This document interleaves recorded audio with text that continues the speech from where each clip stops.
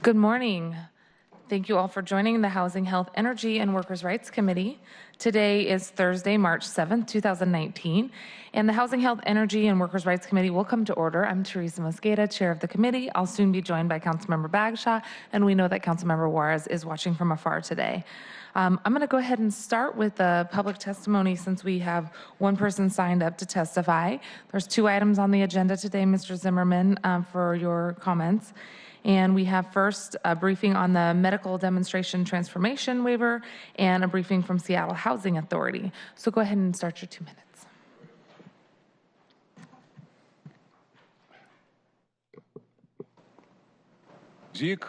Zeke Heil, it's working? Yeah, good. Zeke Heil, my sweet, lovely sugar Führer. My name is Alex Zimmerman. I want to speak about housing. I come to this place for the last 10 years and speak more than 2,000 times. In housing, this is a goal number 1, what is I want to speak. We need approximately 300,000. You're absolutely right, Council. We need approximately 300,000 housing for poor people who make less than $40,000. And for many years, for 10 years, I come to this place and every day I talk. Fixing this problem very easy, but you need 50% all apartment who in city belong to people who make less than $40,000 per year and cannot be paid more than 30%. Just make everybody equal. How we can fix this? It's 2 points what is we need doing for go to this goal, what is I talking for many years. Number 1, Seattle right now recognized from East Coast to West Coast like number 1 fascist city in America. And fascism is very simple. Without change this political philosophy about fascism, nothing will be changed. It's number 1. Number 2, what is absolutely critical, all council need go out because all council in this chamber, all of it, I repeat, all of it, need to go out right now. It's exactly what is supposed to be we need doing right now.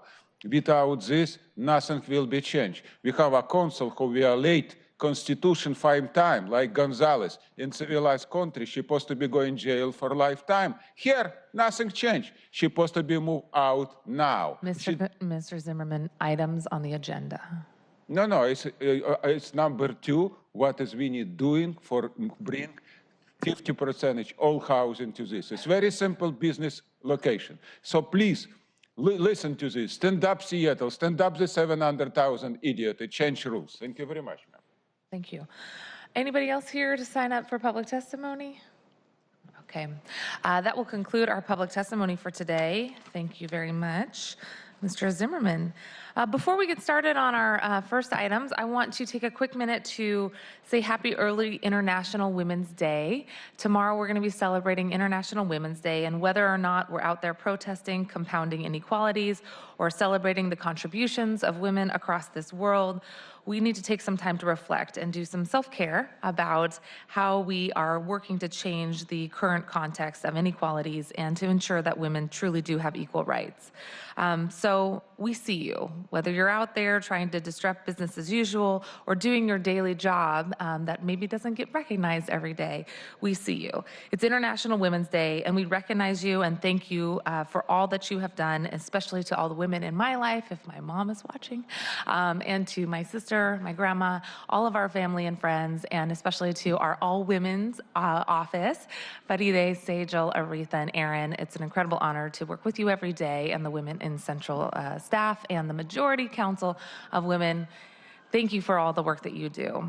We also want to recognize the incredible work that the city has done and to make sure that the workers in this city, whether or not you're in Seattle City Light, who we talk to often for the silence breakers, the folks that we'll be talking about today who still have disproportionate health outcomes as women and having our healthcare access constantly threatened. We are continuing to fight on the ground level in Seattle to stand up and fight for rights in the workplace and equal rights in terms of access to equal pay and healthcare access. We also want to make sure that we're recognizing all the laborers who are women across various sectors, for your contributions to make sure that we do better in terms of not just accepting 78 cents on the dollar, but recognizing that even though we've increased penny by penny, year by year, actually since 2012, we've decreased from 86 cents on the dollar to 78 cents, so we got some room to make up for. We're going to keep fighting. And one of the ways that we're doing that is on the topic that we're talking about today, which is ensuring equal access to healthcare. We know that's an economic stimulus, and it's also an economic stabilizer. One of the big issues that I'm going to be working on is access to affordable childcare throughout the city.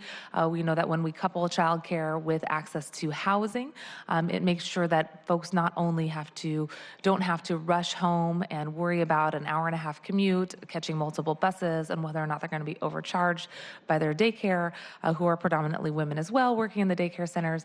When we create greater access to childcare and ensure that it's affordable, that's an economic stimulus and equalizer for women as well. And one of the big issues that we're obviously talking about is access to housing. And we know that women and people of color and members of the LGBTQ community are more likely to face housing discrimination and higher rates of eviction. So we want to, in our committee, make sure that as we celebrate International Women's Day, we're thinking about healthcare, economic stability, access to housing, and access to early learning and education. Thanks also to the women of color, specifically in Seattle, who work for our departments every day.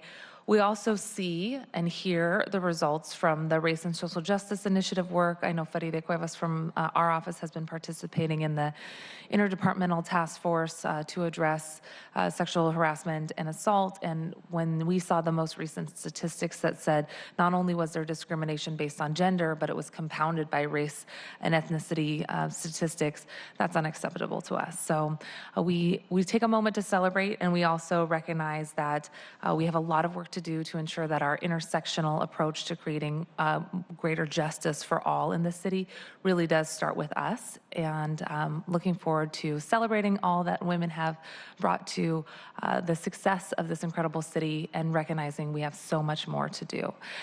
So with that, let's talk about healthcare. And Farida, do you mind reading into the agenda item number 1? Agenda number 1, Medicaid demonstration transformation, for briefing and discussion. Welcome. Thank you. Thanks so much for being here. So we are lucky today to have Jeff Sakuma and Susan McLaughlin to share with us a little bit about the Medicaid demonstration transformation.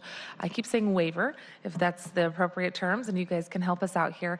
Very excited about this, and given our work on the Board of Health and our ongoing office's continued commitment to creating a regional health plan. We've been working very closely with King County partners, very interested in mirroring what we see in San Francisco and LA, which is a true safety net health plan for those who are priced out or excluded from health coverage options if they don't get it from their employer.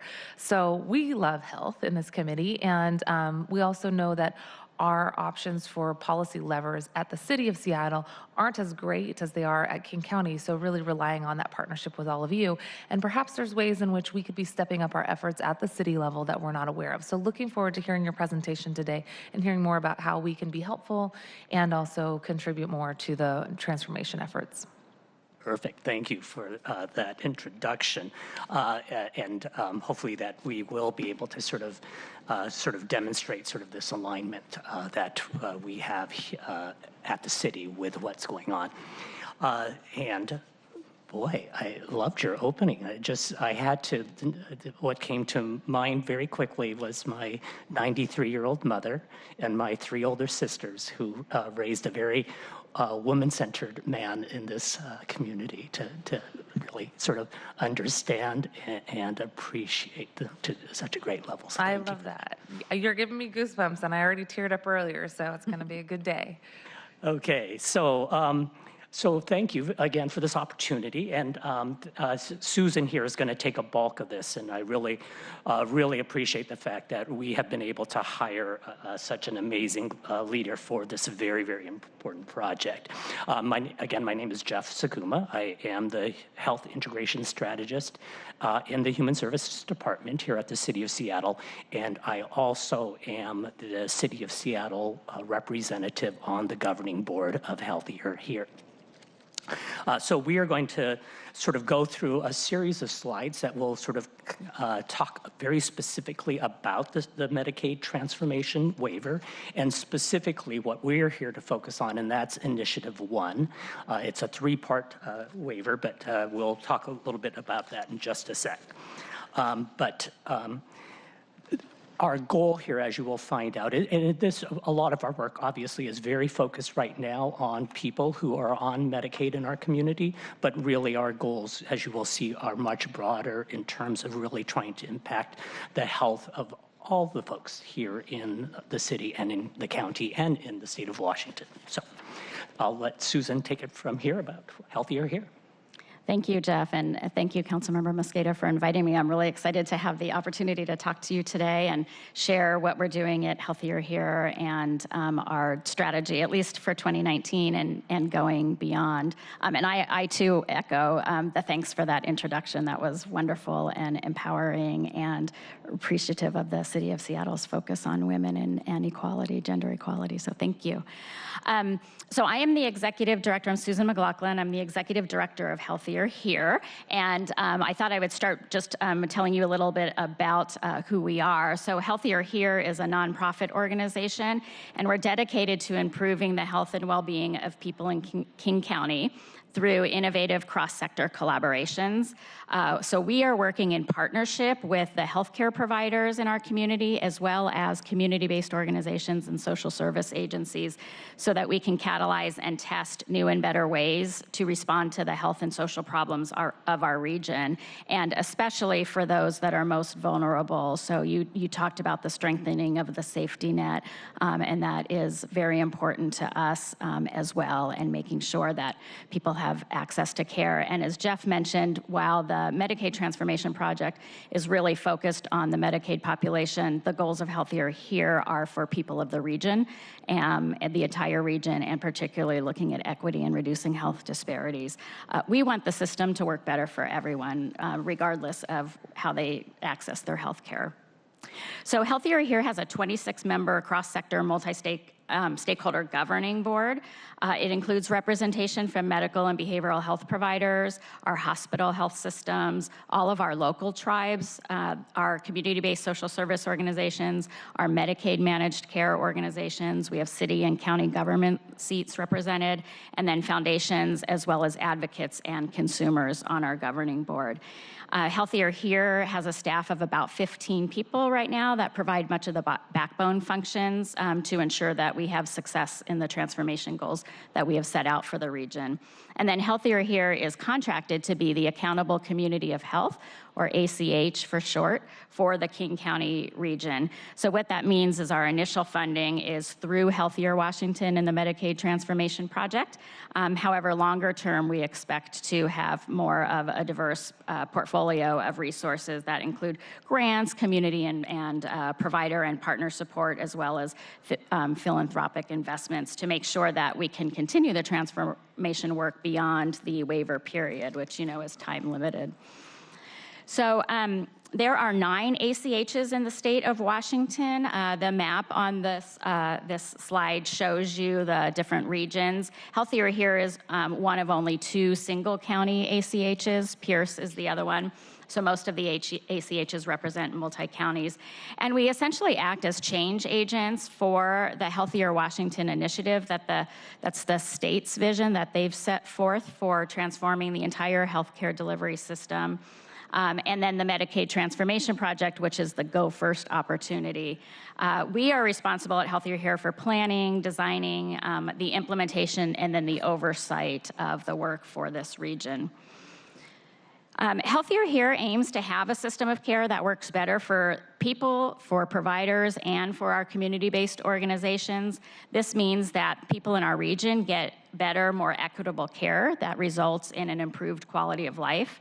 It means that our provider organizations get the supports that they need to achieve better results and also to make the transition from the current fee-for-service way of paying for care to value-based payment arrangements that really focus on outcomes and quality.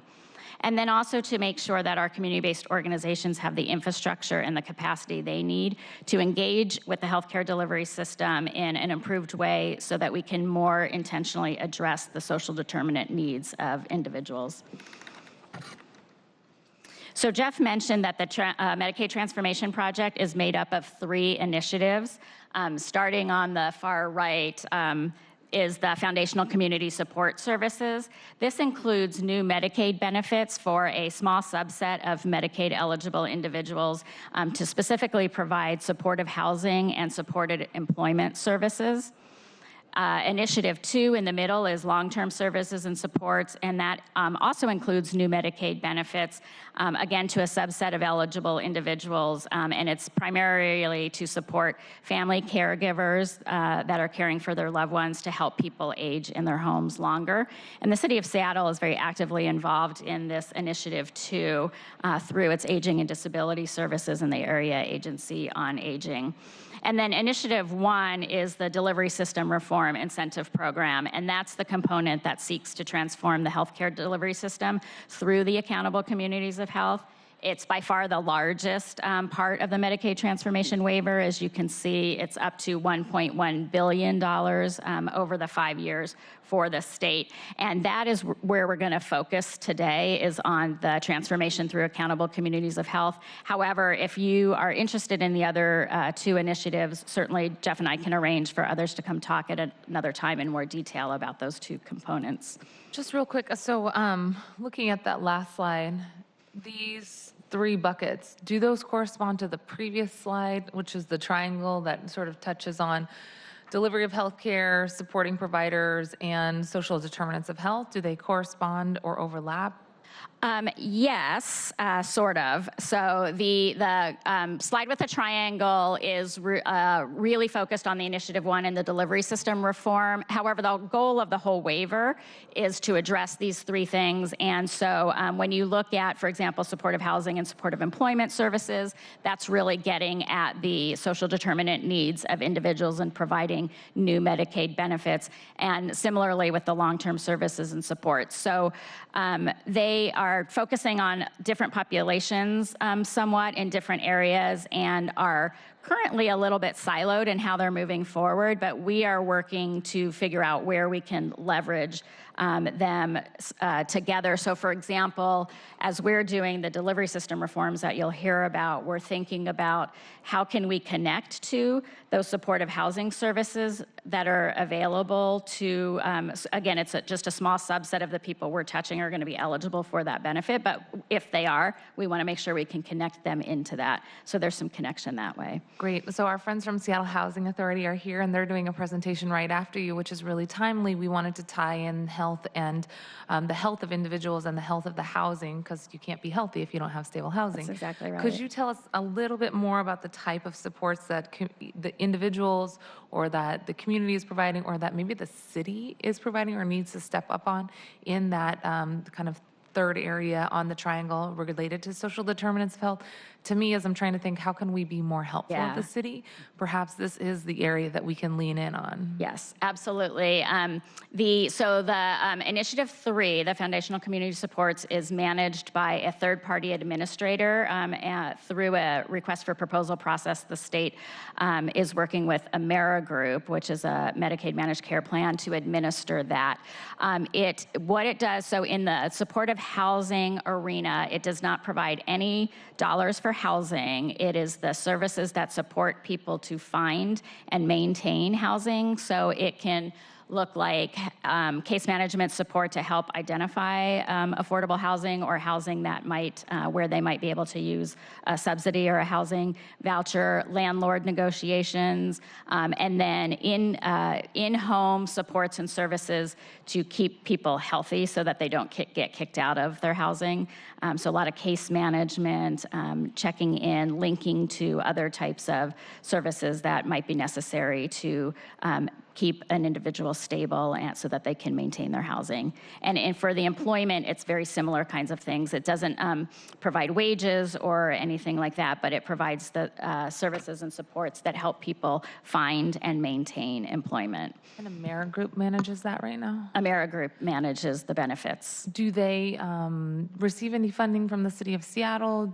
We contract with them in any ways? So this is entirely funded by the Medicaid Transformation Project at this time. What AmeriGroup does is it contracts with local agencies in all of the regions across the whole state. And then there's, the state has set eligibility criteria to access those benefits. So when a service provider identifies a person who meets the eligibility criteria, then they can request a benefit from AmeriGroup, and then they would receive, and most of them are housing providers. They can receive the Medicaid benefit for that individual to provide supportive services for that person. Okay, thank you for flagging this. This seems like an area that I'm going to need to follow up on because I want to make sure that we're acting as good partners with AmeriGroup, even if they're not receiving any funds from the city of Seattle. Anecdotally, and maybe we can talk about this at the next meeting, when I've been to shelters, for example, the women's shelter in Belltown, and I talked to one of the case managers that's been there for 10 years. She said last year was the hardest year, no, 2017 was the hardest year that she'd ever had because she'd had women who were getting to the end of their 12-month stay at the shelter.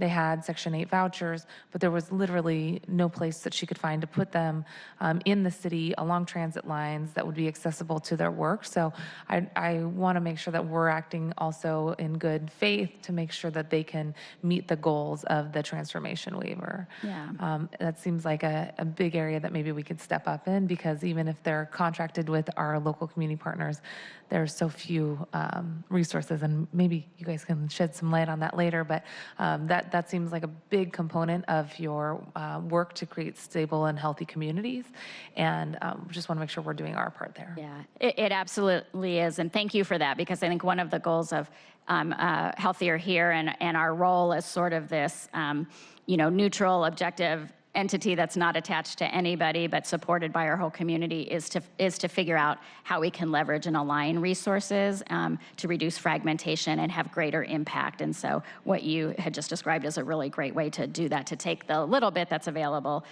through the Medicaid transformation and make it more impactful by aligning resources. So thank you. Yeah, and we can help get you connected to the right people to get more information on that. Thanks. So moving along, one of the most important things to know and understand about the Medicaid Transformation Project, it is not grant funding. So it's a pay-for-performance contract between the federal government and the state of Washington, and then also between the state healthcare authority and the ACHs, so in this case, in Healthier Here. And what that means is that we only earn money for the region if we collectively, as a region, are successful in improving the health outcomes for individuals in the Medicaid program. The Healthcare Authority, in its negotiations with the federal government, set and determined the outcome metrics. I'm going to show them to you in a minute so you have a sense of what they are. And they also set targets for each region and each ACH. So we get measured semi-annually on our performance on these metrics to determine if we've met the milestones. And then if we do, we are awarded a certain amount of incentive dollars that we at Healthier Here can then invest towards innovations in our region. And to that point, I think then we really want to make sure that we're helping on the housing and economic stability front if this is how you generate revenue for future efforts. Yes. Welcome, Councilmember Bagshaw. I apologize. No worries. Morning meetings went a little longer. No than problem. anticipated. We had a good conversation. We are on slide 10 right now, and we talked a little bit about how The transformation waiver includes access to better care, more equitable care for folks in King County, supporting providers to make sure that they have access to the most recent information, that they're they're integrating their care better, and that it's a values-based payment program. And then this is where I think maybe we'll want to follow up on how we can ensure greater access to housing stability and economic stability with our partners, who it sounds like are a third-party contractor with a mayor group. So we'll follow up on that later. Yeah. Do I understand that some of this money can be used to pay for supportive housing? Yes, so there is, well, so in the Medicaid waiver, there's 3 initiatives, and one of the initiatives is new Medicaid benefits specifically for supportive housing and supportive employment. It's Initiative 3. And so it's a subset of Medicaid eligible individuals that are eligible to receive those benefits, but then it provides resources to housing providers to provide supportive services to individuals to help them both get and then maintain housing stability. Yes. Okay, and then this next slide just shows a little bit deeper about the pay for performance contract, and a really significant part for us and our region in terms of how we earn incentives. So as we move down the path of the Medicaid transformation project, the amount of money that we're eligible to earn becomes more and more at risk for meeting outcomes.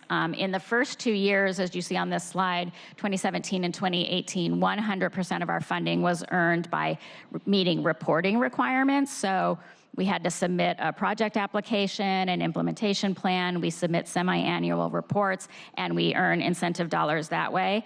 But beginning this year, 1/4 of our funding is going to be at risk based on how we perform on the metrics. And then it gets more and greater and greater amount. And so what that means is exactly what you were suggesting, which is that we have to be really focused on how can we as a region meet our targets on the measures so that we can make sure we can keep the money flowing into our region and earn the maximum amount. And then this next slide here shows you what the actual metrics are. And again, these are metrics that were set by the Healthcare Authority and negotiated in their contract with the federal government. So we, as a region, and actually all the regions across the state, didn't have any input into what the metrics were. And the other thing is that they are tied to the projects that we selected as a region. Jeff's going to talk about that in just a minute, but you can see that the metrics are very healthcare-oriented clinical measures. And you can also see across the top our 4 project areas that we're going to talk about, how there's a lot of overlap. And that was really done intentionally so that we can come at improvement on these measures from a variety of different angles to increase our likelihood of success. I will tell you, and Jeff can say more about this as a board member, the board is very interested in looking at measures that go beyond just these healthcare clinical measures, because if we would have had a say, I think we would have selected different measures for our region to incorporate things like equity and health disparities, and then also to be looking at how successful we are in addressing the social determinant needs of individuals and where there are significant care gaps. So we will be building those into our work going forward as well. That was my question. Thank you, Chair. Is there's nothing that stops us from adding those metrics, so we're not precluded to just this list. That is correct. We only get paid for this list, but we can add as many measures as we see fit to help us be successful. And you know, one of the things that we've been working on, not just in Councilmember Mosqueda's work, but in other committees, is that we see where there's real equity, where there's real value in addressing the social concerns we have, that the other, all these other elements fall into line. So if, I mean, just as an example, we received a copy of a study late last week that was called System Failure. And the focus they had there was really on more of the mental health, the 100 people that were most often seen in jail or up at Harborview, and that if we can focus on the health measurements and the outcome and the equity issues, that these other things begin to fall in line in ways that we hadn't anticipated. One other question, sorry about my soapbox. The next is... Favorite topic. Yeah, that's okay, because I couldn't agree with you more. So. Energy. Right, exactly. Across the top on your slide 11, it says opioid use 7%. Now, I'm assuming that what you're looking for is a reduction in opioid use, or what does that 7% mean? Yeah, thank you for that. It's actually the state, when they set up the Medicaid transformation project, we picked from 8 different project areas. We had to pick a minimum of 4 and could pick up to 8 projects to focus on. At Healthier Here, we selected 4. Those are the 4 projects at the top. The state also assigned weight to those projects. So those percentages are actually how much weight is assigned to the measures and the incentive dollars. So in translation, bidirectional integration, that is 56%. That means 56% of the dollars we could earn are going to be tied to the metrics that are in that column. Whereas for the opioid use, only 7% of the dollars that we can earn are tied to those measures. So it also, what it does for us as an organization is helps us prioritize some of our work towards high value measures so we can bring in more money. And then once we have the incentive dollars, once we've earned them, we can use them however we want. And so that's the nice thing about the performance-based contracting. Thank you. Yeah. Just on the last slide regarding performance-based contracting, so we see the makeup of the full funding. What has been your yearly budget, and have you been able to maintain the funding this year, given the incentive payment has started? Yeah, when we get to that, we're gonna, when we jump ahead, I'll show you the yearly budgets, but what I can tell you is that in 2017 and 2018, we did earn 100% of the dollars we were eligible to earn. You'll tell us about 2019 in a minute. Yep. Yes, well, yes, because what we have to do and how we will earn them. Great. So I'm going to turn over to Jeff now, who's going to just go a little deeper into our project portfolio and how we're moving the work forward. Yeah, so as Susan said, that we had a set of measures that or areas that we could focus on. And we decided as a governing board to really narrow it down to 4. 4 was the minimum that the state required. 2 of them were targets that were dictated to us. That's not a very good term. That were required, and the other 2 are optional. So the two that were required is, starting with the very inner circle, is the integrated care, and that's the integration of physical and behavioral health, or as I always tell people, it's bringing people's body and their heads together, if you will, that we are serving the whole person as opposed to our system in the past, which had funding that came down for physical care, had separate funding that came down for behavioral health. So this is about tying that all together and doing so at our ACH level, but then also as we sort of bring that down to the experience for the patient as well.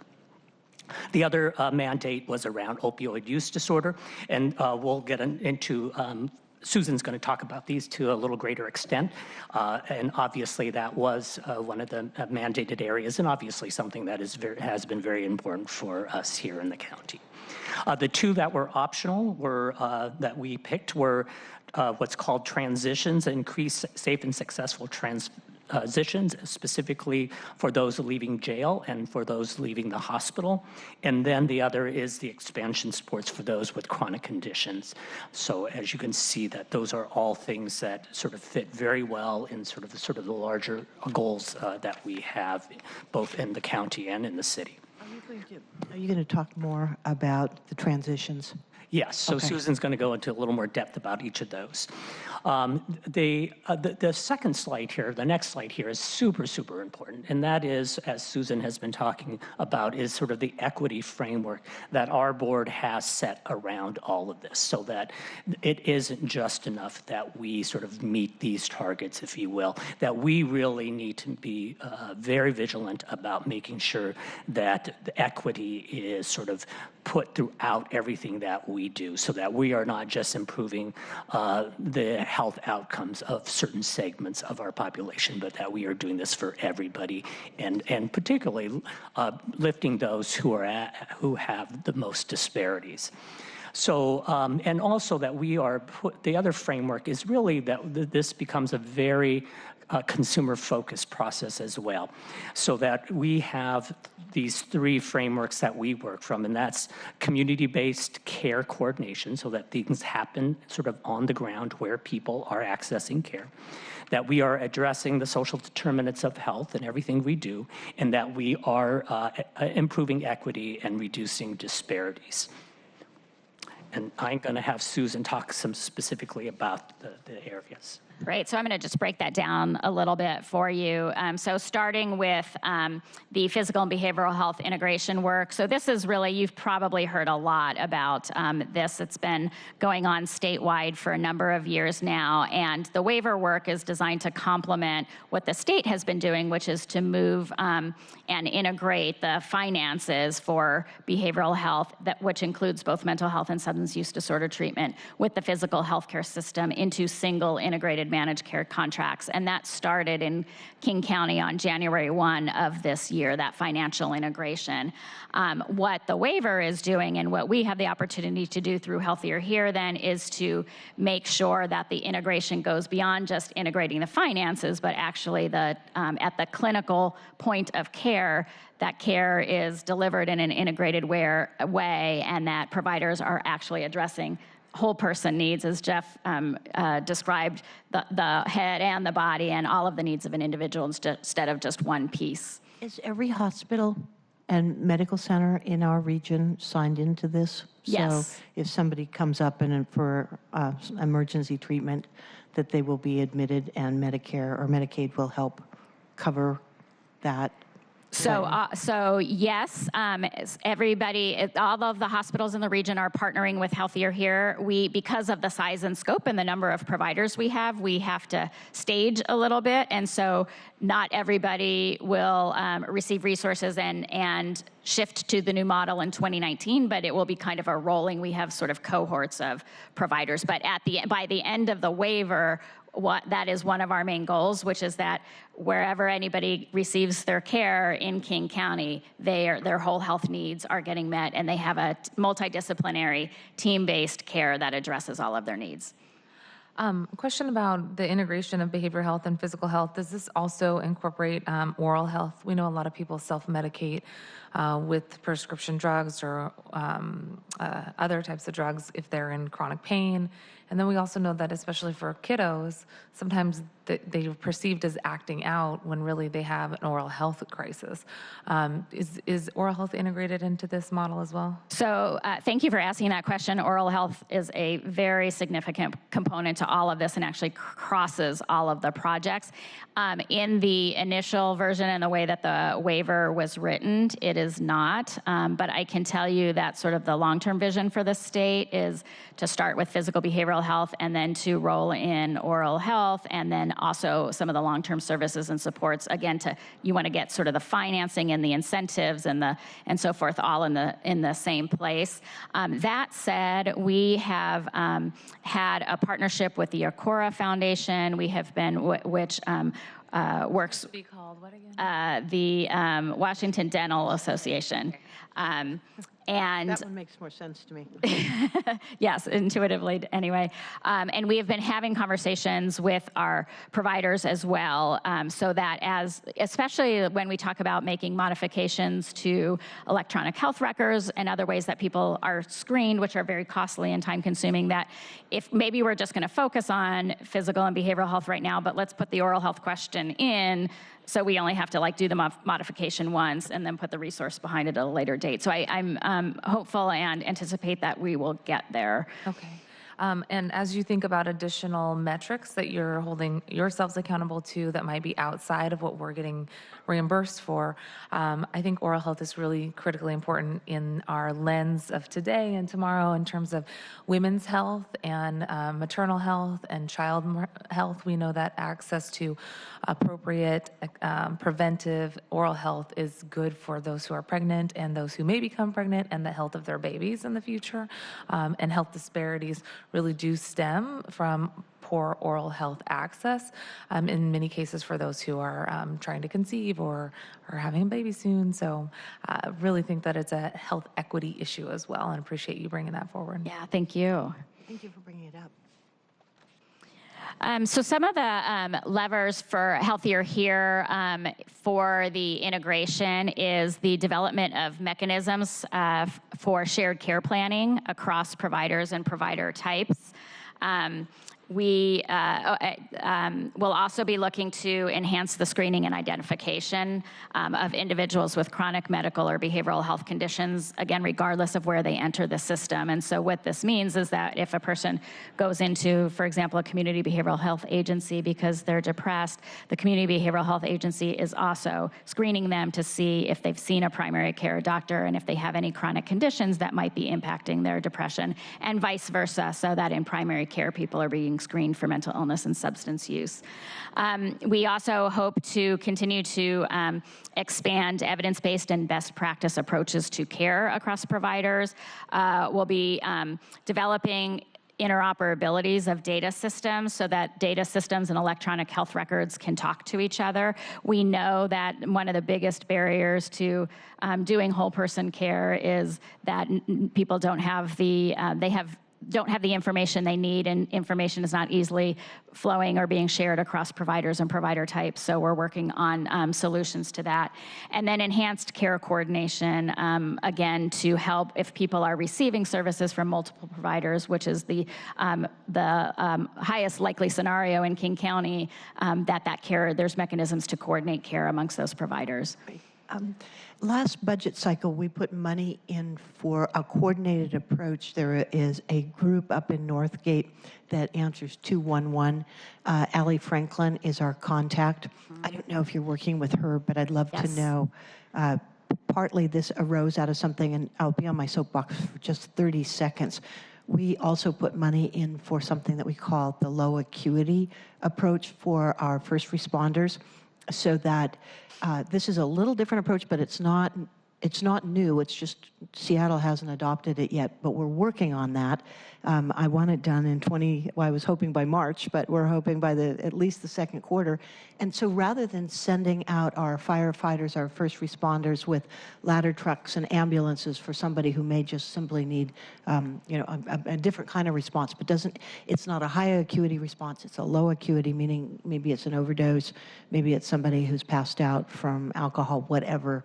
But the idea is that we send people out in a glorified mom van, not with an ambulance and a ladder truck, but people that we may have a nurse practitioner on board, may have somebody with mental health or behavioral health training, and then maybe there is a first responder that has the basic medical response right at their fingertips. But overall, we are picking up this model from Colorado Springs, Mesa, Arizona as two, that it makes so much sense in a system-wide approach because people get the care that they need at the level they need, but the big ticket is that we have to have a bed for them. We've got to have a place where they can go 24/7. May not be Harborview Hospital, but it needs a place where they can, get whatever care they need for that period of time. So I'm working with every provider, anybody who will sit still long enough to talk to me. We need more beds. And then that, of course, means we need more housing. And that, of course, is something that Councilmember Mosqueda and I are really deeply focused on. But I'd love to talk to you more about how we integrate our low acuity model with the work you're doing. So I would love to follow up and talk with you more about that too. That is very consistent with some of the conversations that we are having. I was actually saying to Jeff earlier, our conversation is starting with the emergency department docs and how we prevent preventable emergency department visits, which is the low acuity people that you're talking about landing there. And so I think there's real opportunity there to leverage the resources and the interest to really build out something creative and innovative for our region. Fabulous. So before you leave today, let's make sure we exchange phone numbers. Yes. Because you are part of the linchpin of what we're trying to accomplish. Yes, we would love to do that. And then I'll just, a side note, we are working with crisis connections in Alley Franklin, and are very excited with the partnership that the city is bringing to that. I'll talk in a minute about the concept. Allie's probably talked to you about the community information exchange. Right. And she we got that from San Diego, right? Yes, through the San Diego 211. That is a high priority for our region. It's come up in every table and design planning meeting that we have had. And so we are going to, actually Healthier Here is going to convene all interested parties around that. It's going to take all of us to build it and get it to scale over the next couple of years. You are the best. And if I can ask, we'll follow up on this. My office would really like to be involved. And I've got one individual who's my legislative aide, that Allison McLean has been deeply engaged in this for mental health and behavioral health, has good close connections with the county. And if I can't be there, we would really like to have her there just so we're sharing the same information. Thank you. Yes, we would love to have you there as well. I was just going to add that the beauty of the Healthy Here Governing Board is that it is this 26-member, very cross-sectional group of folks. So as issues like the low acuity piece arises in the city, that it's a very quick discussion with Elise Chayette from Harborview, who's also on our governing board, with Susan. And so we can quickly sort of prevent the silos from sort of becoming even more siloed, that we sort of quickly begin sort of across discussions. So. Super. Well, between you, Susan, and Elise, I have great faith. Well, thank you. Yes, and my mantra is like, can we get it to one conversation instead of 7 conversations, right? So we can do more together. Really quickly, because I want to be mindful of time, under safe and successful transitions, this includes, as Jeff mentioned, transitions from hospitals, transitions from psychiatric settings, and transitions from jails. In 2019, Healthier Here is going to focus primarily on hospitals and psychiatric settings, and then we'll expand out to include transitions from jails. Although knowing that we're talking oftentimes about the same individuals who it's kind of a roll of the dice whether or not they land in jail or a hospital. So we're very mindful of that. So Betty Pine is somebody that I've worked with for decades, and she is in the King County Jail Health. Mm-hmm. One of the issues that she and I have talked about before is that if and somebody ends up in jail, we know that it's more traumatic than almost anything else. Yeah. But if it's somebody who is suffering from an addiction, we need to get them on a plan before they leave the jail for ongoing, whether we can get them on buprenorphine or if it's methadone or whatever. And I keep running into walls where people say, we can't do that because the feds don't allow us to do that because. And it makes no sense to me if we can get people stabilized, provide them with a plan so they can move on rather than just that spin cycle of back on the streets, buying more drugs. Right. Right. So I'd love for us, as part of our conversation, if you can give me an update on that. Absolutely. Absolutely. Can you talk a little bit about the metrics that you've seen so far? Have you seen an uptick in folks accessing transitional care services? And what do you think has been the most kind of meaningful lever there? So we are just moving into implementation. Okay. So we actually haven't implemented much of anything yet. That is our entire 2019. And in fact, today we have a governing board meeting. They are going to hopefully approve our 2019 investment strategy of about $8.7 million that will go into these 4 areas that we're talking about. And so I will have more information on that as we move further into the year, and would love to come back and share some of the things that are working and lessons that we're learning from Wonderful. this. And one of the things that we were able to do last year with Councilmember Bagshaw as the chair of budget was to put some analysis into the budget of how our health services or how the jail environment is affecting individual health, and wanted feedback. Well, King County manages the jails. It's within our border. So I think we feel that there's a responsibility and a role for us to play to make sure that those who are going into jail, though we're trying to do everything we can to prevent that they actually have a healthier experience in there, and that they're not being exposed to mold or trauma or harassment. And if you're body is able to sort of give us any feedback, if there's themes that you're hearing in terms of asthma or conditions that people are experiencing at higher rates when they go into jail, we would love to have that health data so that we can do our part to help respond.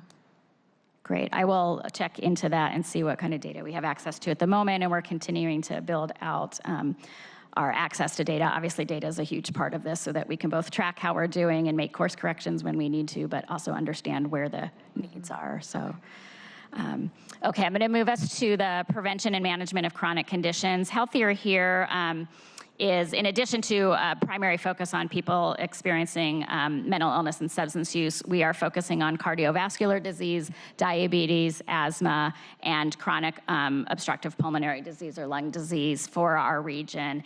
And we'll support activities that help manage and prevent the worsening of these conditions. So your question is really relevant in terms of who is at exposure. It includes things like making sure that providers have the necessary knowledge and tools to manage the population. So if I'm a primary care clinic, who are all the people in my clinic that have diabetes and what percentage of them have uncontrolled diabetes? And I'm going to really focus in on following up with them and getting them into their appointments and trying to get their diabetes under control. That's an example of how that would work. Also, community-based self-management support. So whether a person is newly diagnosed, they're transitioning out of a hospital or a jail, and they have a chronic condition, who is working with them in the home to make sure they can fill their medications, they know how to take their medications appropriately, they can do all their follow-up, help with exercise, access to nutritious food, as examples. And community health workers are a core part of that, and that is one of the things that we at Healthier Here are very interested in, building capacity for those non-traditional community-based workforce that can really support people in their community, speak the same language, have common experiences, and so forth. Healthier Here become something that people think of? Let's just say I'm a nurse in a small clinic. Do I think about what is Healthier Here doing? Do I think that there might be some resources online that I could go to? Because it strikes me that everything you're talking about integrating the system is precisely what we've been trying to accomplish for decades, and that you're now doing it. So do people know about you? So yes and no. Some people do and some people don't. And our goal is to make sure everybody knows about us. And we're doing a lot to make that happen as we go through the waiver process and more communication. All of the Medicaid, hospital health systems, community health centers, and behavioral health agencies know about us as an organization. Now, that doesn't mean everybody in their organization knows about us yet. We just have been going through, Jeff's going to talk about the process we've been going through around our community-based organizations and also consumers and community members. We've been doing a lot to try and engage those folks. So today, I would say people who are connected and know about the waiver and are really interested in being a partner know about us, but not everybody, and we're working on that.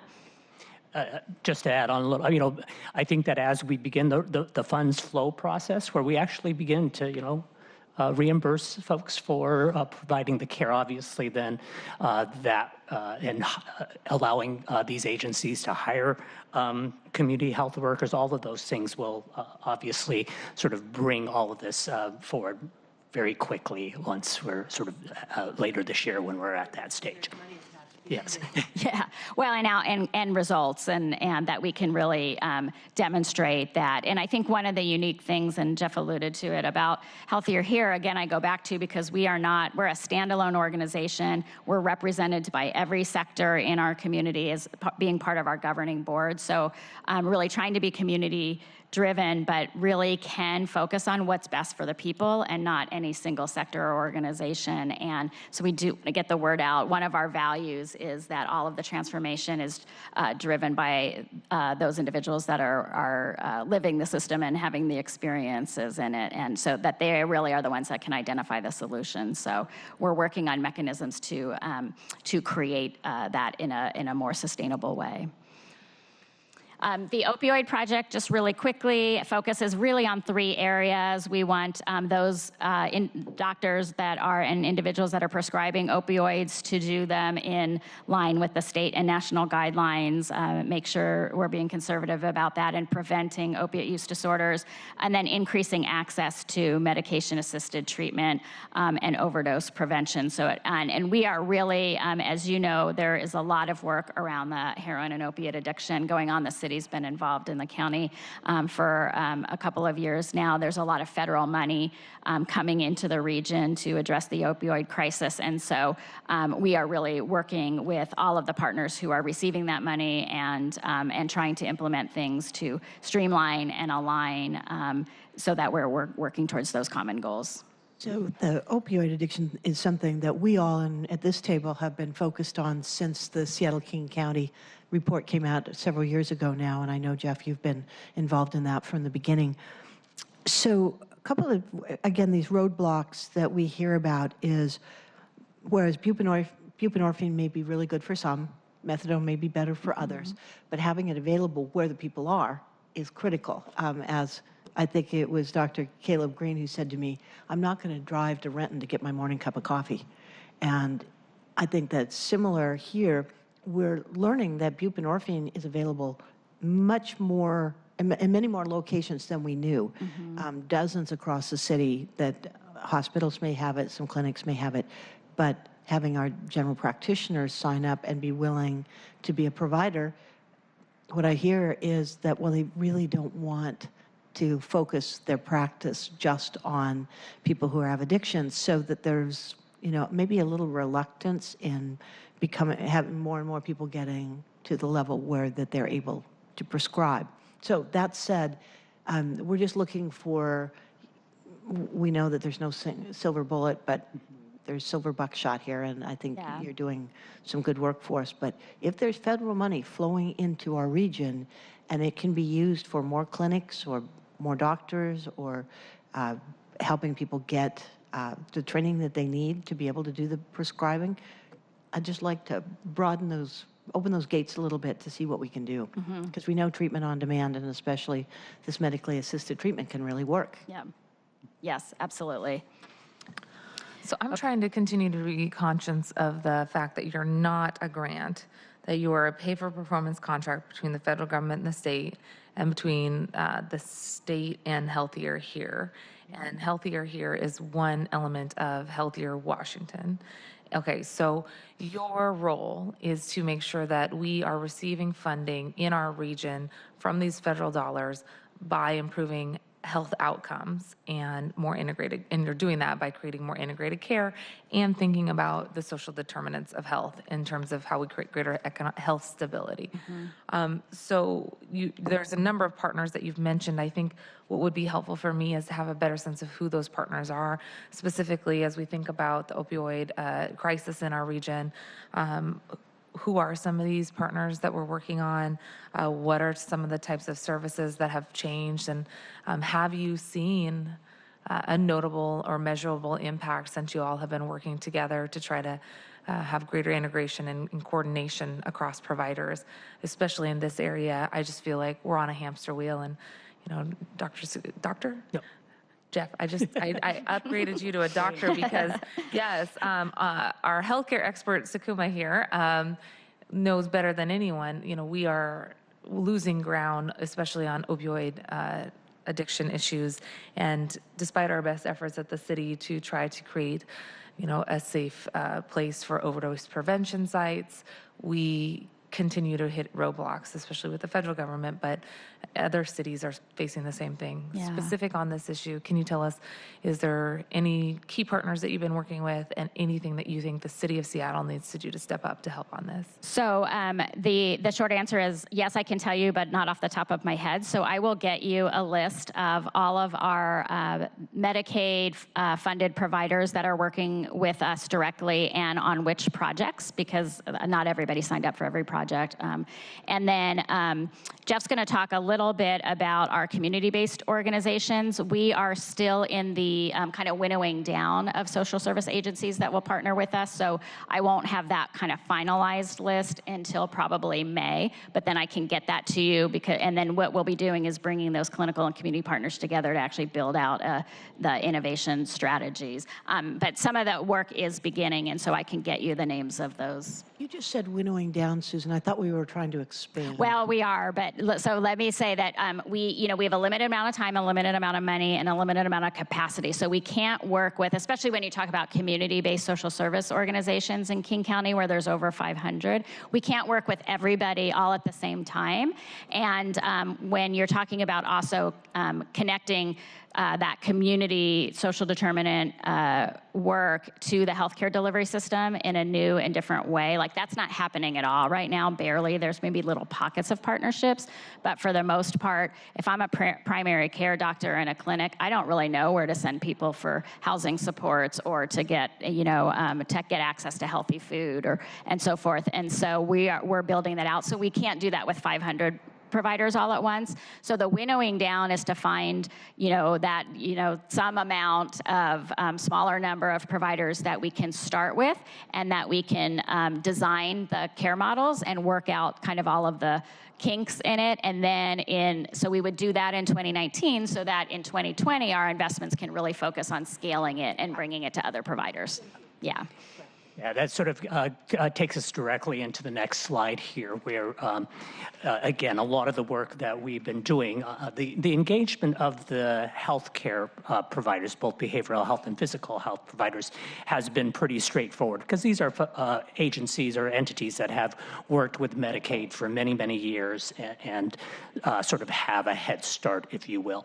But I think that the real change here is really sort of being able to help community-based organizations to be a part of this process. And in that, what we do is that we really start to begin doing interventions as opposed to, the work of the healthcare provider sort of toward sort of after a person already has a health condition. And so this is the really exciting part, or at least for me, of this transformation process.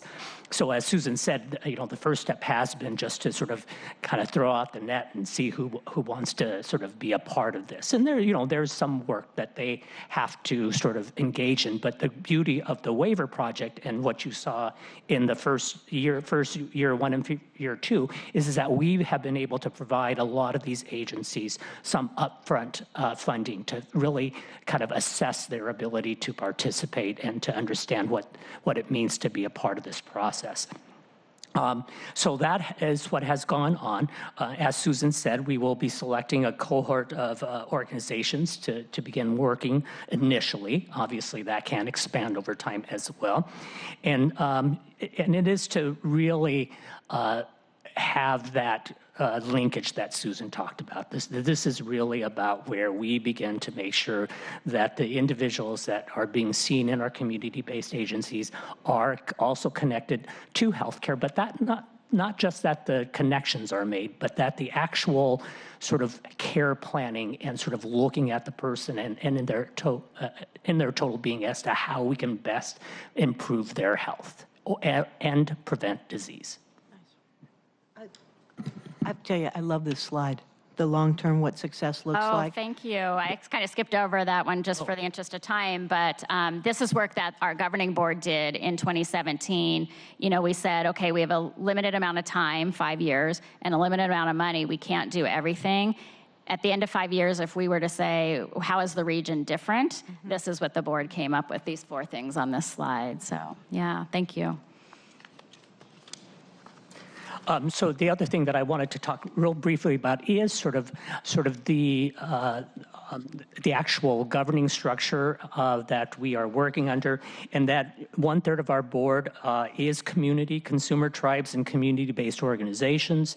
That we have a very specific community and consumer voice committee that is a formal part of everything that we do, that everything that any decision that we sort of move forward on is passed through this committee, and they provide both the input in its development as well as sort of recommendations about how the governing board should move forward. And also, as we talked about previously, is getting money out to a lot of entities initially just to be able to have folks participate up to this level via small grants. And what do you use small grants for? I mean, $3,700 doesn't strike me it's going to make much of a difference. So the specific small grants program that we ran in 2018 was specifically to work with community-based organizations that are embedded in various communities to actually run focus groups and survey their Medicaid individuals about the healthcare system, what's working, what's not working, what can we improve upon. And so it really depended on the size of the organization. And if they were doing, some organizations said, well, we can do 2 focus groups. Others said we can get, 250 surveys done by people. And so that's the range. You can see that we ended up with 908 individuals who receiving Medicaid to complete surveys about their experience with the healthcare delivery system in 11 different languages. And so we're really trying to reach a broad base of folks. When you do provide the information on the community partners that you're working with, it would be helpful on these 2 slides too to have a breakdown of the organizations based on who they're serving, communities of color, lower income folks. When you talked about community, what were they called? Community health workers, what I was thinking is promotoras from Yes, the CMAR yes. model. And so if you could give us those demographics, I think that'd be super helpful for us to get a better sense of who you're all working with in King County. Absolutely. Thanks. So the next slide that I was going to touch on briefly, and obviously something that aligns very much with the work that we are doing in the city here, and that's really about workforce development. So a piece of the funding that we will be working with is really going to be focused on trying to answer some very complex questions around sort of building the capacity for us to serve all of the individuals that we'd like to serve. That it's ensuring that we have a trained workforce in some of the areas, particularly around, obviously, health and behavioral health, build capacity in areas of care coordination and the community health workers and peer support specialists. Obviously, there are models in various places of how those programs can work effectively. And so we would obviously use those models and figure out a way to, again, build a capacity here in our county. And then align with other initiatives. And this is where the city comes in, because we too, within the city, have a variety of different workforce development initiatives that we would like to sort of align with in our process. Can you talk a little bit more about that? Does that mean access to high quality union jobs in the healthcare industry? So it is about the development of the healthcare workforce. So we have recently connected with the Health Industry Leadership Table through the city. I think it's through the economic development, and the Seattle Jobs Initiative is a big part of that. That is really looking into and some of the labor unions are involved in the Health Industry Leadership Table as well, which is how do we, go all the way into our middle schools and high schools to get people excited about healthcare jobs, but also as people come into sort of entry-level jobs in health systems, for example, they might be a janitor or somebody that works in the hospital cafeteria, that they're actually putting mechanisms in place to expose those individuals to a wide variety of jobs within the healthcare delivery system, and creating what they call upscale programs, so that I may come in as a janitor and I might have access to English as a second language courses and other kinds of opportunities, and maybe I didn't even know I could be a medical assistant or something else. And so they're creating pathways to move into jobs that will pay more livable wages. So. Maybe you just said that and I missed it, but are we working with our promise, the 2 years of going into local colleges for this? One of the things that I've learned from my favorite friends in the construction unions is oftentimes if they can reach kids at the high school level to help them with math skills, basic math skills, whether it's, you just need fractions on taking a measurement, whatever it might be. If we can start early, then it really helps people be ready for these kinds of jobs. And I have to believe that the same thing is true about the medical world. We had not, so thank you for that suggestion. I will absolutely look into that as well. Yeah, and I know that Rick Burke, and he's on the Seattle Public School Board, that these apprenticeship opportunities and internship opportunities are really high on his list. So if you're looking at reaching out to the community, I would just suggest that you contact him and feel free to let him know that you've been at this committee. Thank you very much. I will do that. So at the health industry table, did I get that right? Health Industry Leadership Table, the HILT. Table. You mentioned union partners, so UFCW 21, SEIU 1199 are the two sort of health nurse unions that I can think of. UFCW 367, I think. Yeah, your knowledge is beyond mine in terms Knowledge of is beyond rattling out all the by numbers. tenfold. But I believe the last meeting that I was at, and actually another one of my staff people has been attending much more regularly, but both the SEIU and the other union that you mentioned were represented. I'm not sure about I think 1099 was the SEIU, but I'm not sure about the other And one. this also folds into our conversation around housing too, because we know that a big barrier to folks getting into the healthcare industry, especially, I shouldn't say industry, healthcare field profession, is that they struggle to make good living wage jobs. And so as we think about creating more affordable housing, one of the things that's happening at the PAC Tower, you remember the old Pacific Hospital Tower that's over there, we've now filled that with community organizations with an orientation towards health. And there's a dental training program, there is a nurse training program there, and it's run by partners from our Seattle college system that are housed there. And then the future vision is to create affordable housing for folks on that north lot. So it all connects here. Yes, And I'm yes. glad to hear that you're working with those union partners. It's critical. Yeah. And where we had our last board, did we have our meeting there recently? Oh, Yes, we do. Our Great. board does meet over at PAC Tower. Yeah, occasionally. So I'm going to talk a little bit about our investment strategy. I'm sure you asked questions about the money and tell you all about it. What I will say is that it's, it sounds like a lot of money.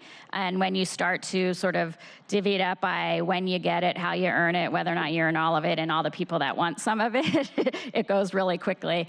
We have a responsibility at Healthier Here and ultimately the governing board to figure out, as we think about making the investments in this huge opportunity that's in front of us, how can we be the most impactful in change, knowing that we're not going to get it all done in 5 years with the waiver. And so creating a balance between how much goes to individual provider organizations versus system-level investments that benefit everybody, like the community information exchange isn't money that would go to a single provider, but rather is a system-level investment that connects providers together. And we need to do both in order to make this work. We also have to make sure we balance investments between kind of the traditional healthcare delivery system and our community-based organizations and tribes and areas of significant underfunded if we really want to bring them together in a leveled way.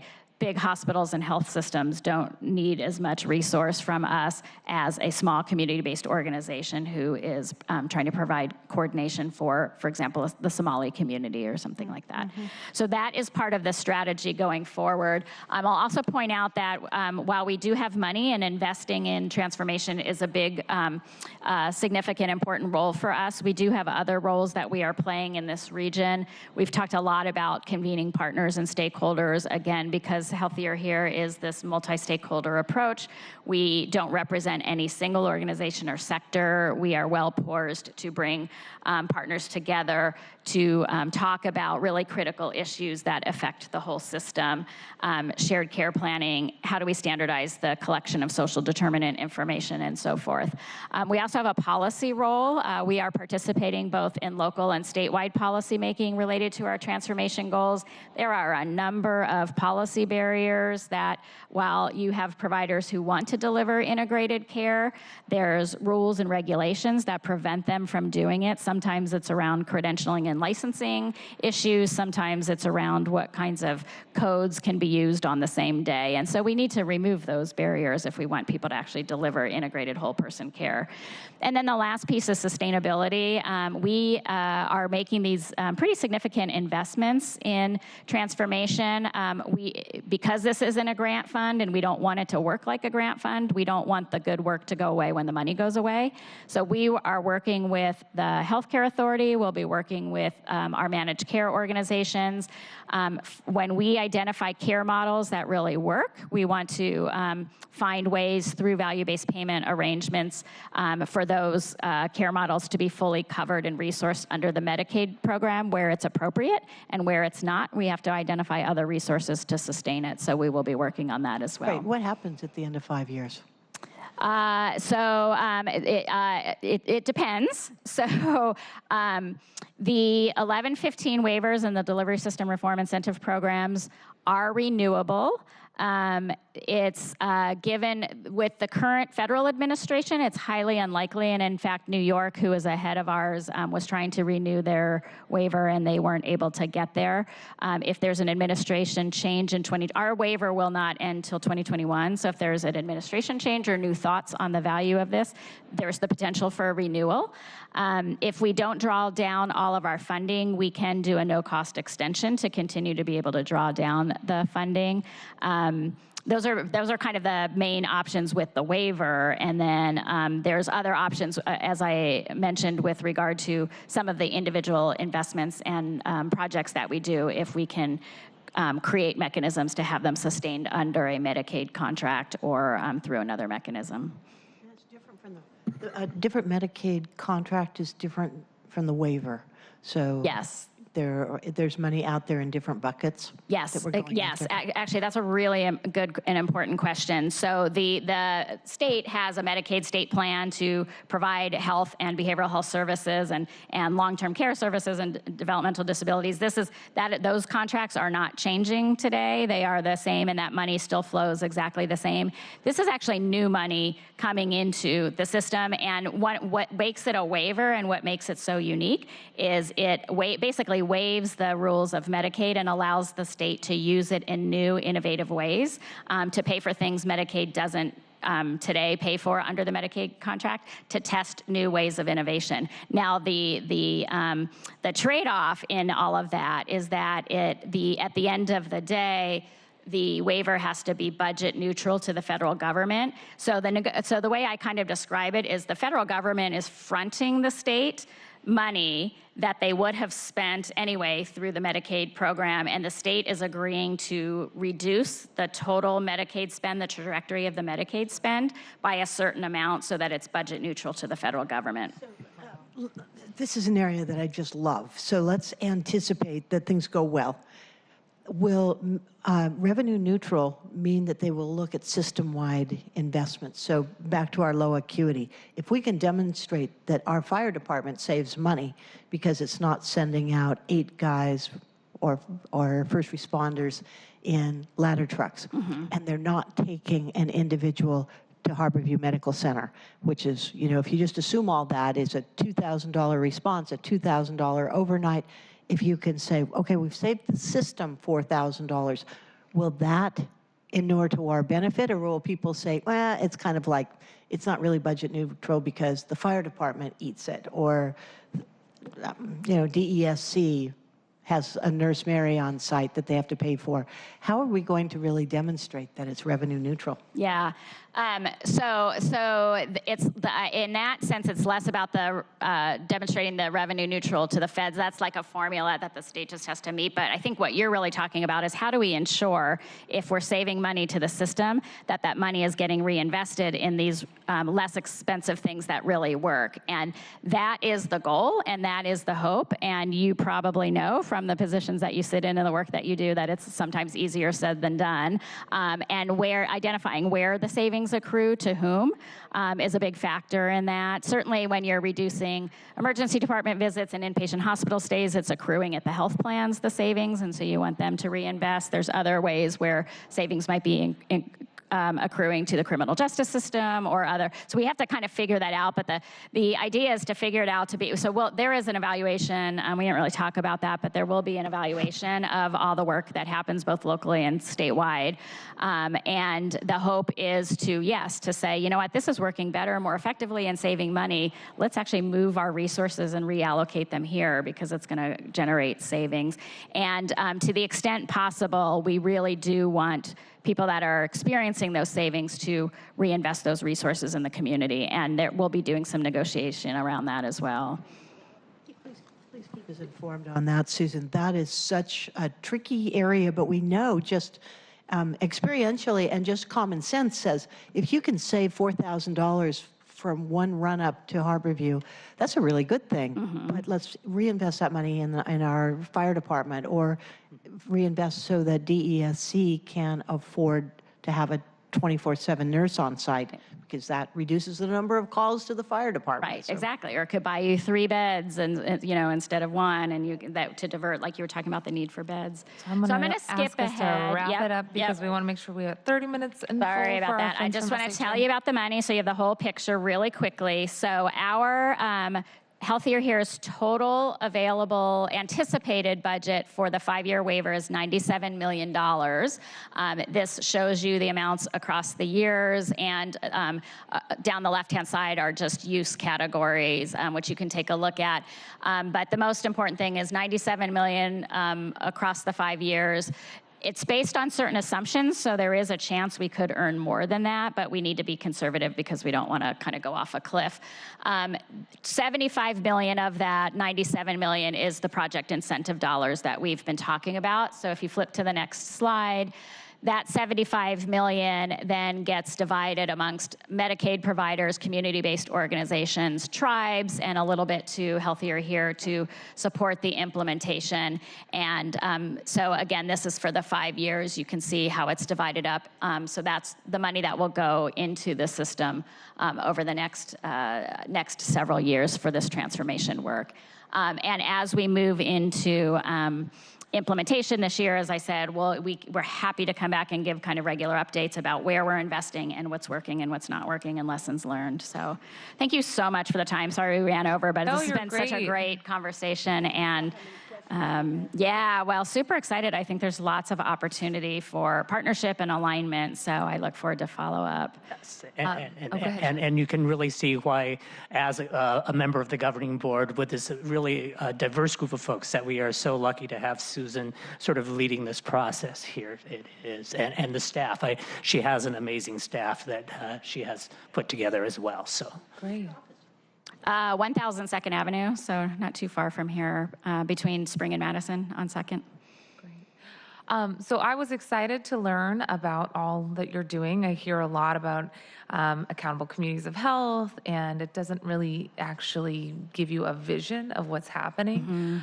So what you've just articulated today really paints a picture of how our community partners are involved. I think with a better understanding of who you're working with, once you've narrowed that down to us, your core group, that will be helpful for us to know. While I'm excited, I'm also sort of nervous about this need to have Medicaid dollars be neutral to the federal government.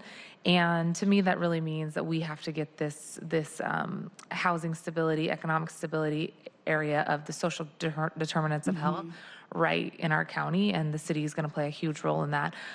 If in the future Medicaid reimbursement dollars, I know they're stable for now, but if they're somehow affected by dollars needing to be offset by the front loading of investment into the transformation waiver, maybe that don't materialize later, and a future federal administration decides that they're going to reduce our dollar amount for overall Medicaid reimbursement, that could be pretty traumatizing. Yes.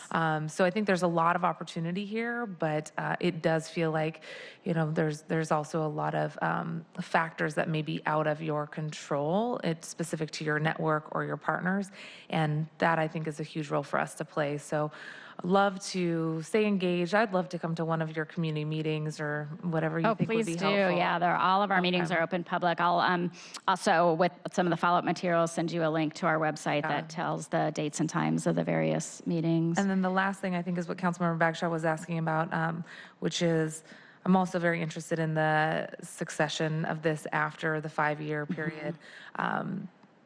Maybe Congresswoman Jayapal's bill will be successful and we'll have a different way of implementing healthcare in the future. But at this point, we'd love to work with you to make sure that that 5-year mark doesn't equal a cliff. And thank you. Thank to your you. team and your board for all that you're doing. Yeah. Thank you very much, and thanks for allowing your staff to be represented on our board. It's very helpful. Absolutely. To have that. We're excited. Well, thank you so much. We're going to move into item number 2 on our agenda. Faride, could you read the second item of business into the record? Item number 2, Seattle Housing Authority update for briefing and discussion. Thank you, Faride. And we are going to be joined at the table by Andrew Lofton and Jarek Kummer. Is there anyone else who's joining you today? Okay. Hi, guys. Welcome. Thank you for reaching out to our office with this good news about the projects that you're working on. We, I think, have teed up well why we have integrated health and housing into one committee, not to mention workers' rights and making sure that folks have greater access to economic stability. So looking forward to hearing more from you about your work to preserve access to affordable housing and the ways in which maybe City Council can be helpful. Thank you. It's a pleasure to be here. I appreciate the opportunity to share with you the new program that we are embarking upon. There were also a few other questions that were raised, and I thought I would do a couple of things. I would touch on 4 things. 3 very briefly, very high level, and then the 4th is the acquisition program and go into some depth with that. But I thought I would talk a little bit, give you a snapshot on where we are with Yesler Terrace, a snapshot on where we are with the Home from School program, which is connected with Yesler Terrace, and give you a little background of where we are with that. Talk some also about our work on our housing stability efforts that are underway, and then spend the rest of the time on the acquisition and preservation program. So I'll try to do very high level on those other 3. We'll be back to you on Yesler Terrace, I believe, because we usually do an annual report to you on where we're doing with that, so I won't spend a lot of time on that. So at Yesler, I guess at a high level, the snapshot, to think that we are very pleased with the progress there. So just by the numbers, we have completed, or will have completed by the end of this month, 298 of the 561 replacement units. We are very excited about that. The opening of the Red Cedar, which is our 5th building, which will be completed sometime in the next 30 days, will bring those replacement housing units up to 298. In addition to that, we have 2 more projects in the pipeline. One that will get started this spring, or late this, or this summer, Hinoki, and another which is in a partnership with South Chinatown International District, PDA, and Capitol Hill Housing on the Old County Record site. They will be doing 156 units of affordable housing, 92 of which will be replacement housing. And the project that we're doing, the Hinoki project that's going to be started later this year, will add another 139 units, 88 of which will be replacement housing. With the completion of those 2 projects, we will have 85% of all the replacement housing done. So Hinoki starts in next or sometime this summer, and South China, the record site project is still in discussions and design, so they won't probably get started for another year or so. But we're very excited about the pace that has been happening. We are very close to, particularly with the completion of those two buildings, completion of all the replacement housing. We are about a third of the way already with the 60% tax credit housing. We've got a third of that completed.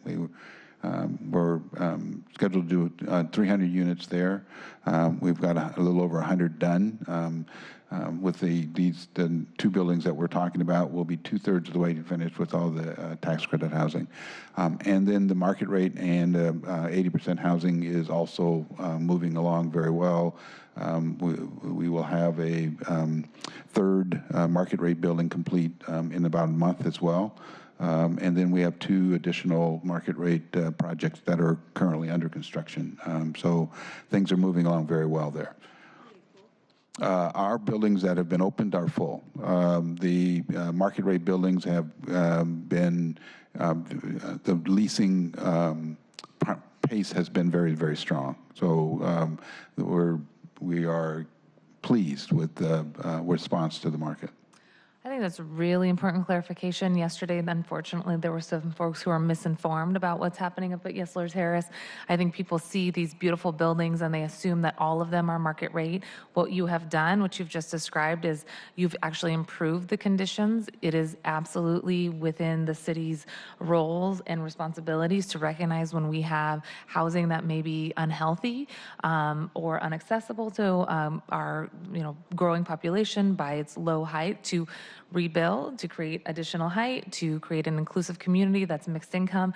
Folks who came to testify yesterday, unfortunately, in the planning committee assumed that there weren't folks who were previously living there getting in. And what you've just said is that there's going to be 85% of the replacement housing being built on site, and that you have a number, 92 replacement housing units coming in, 88 replacement housings coming in, and currently 298 unit replacement housing options available now, is what I heard. That's correct. 298 have been completed. Yeah. The other figures you used, the 92 and the 88, those are in the planning stage. Right. They're on two buildings that will be completed, so those will be done. Those collection of buildings equal 85% of our replacement housing.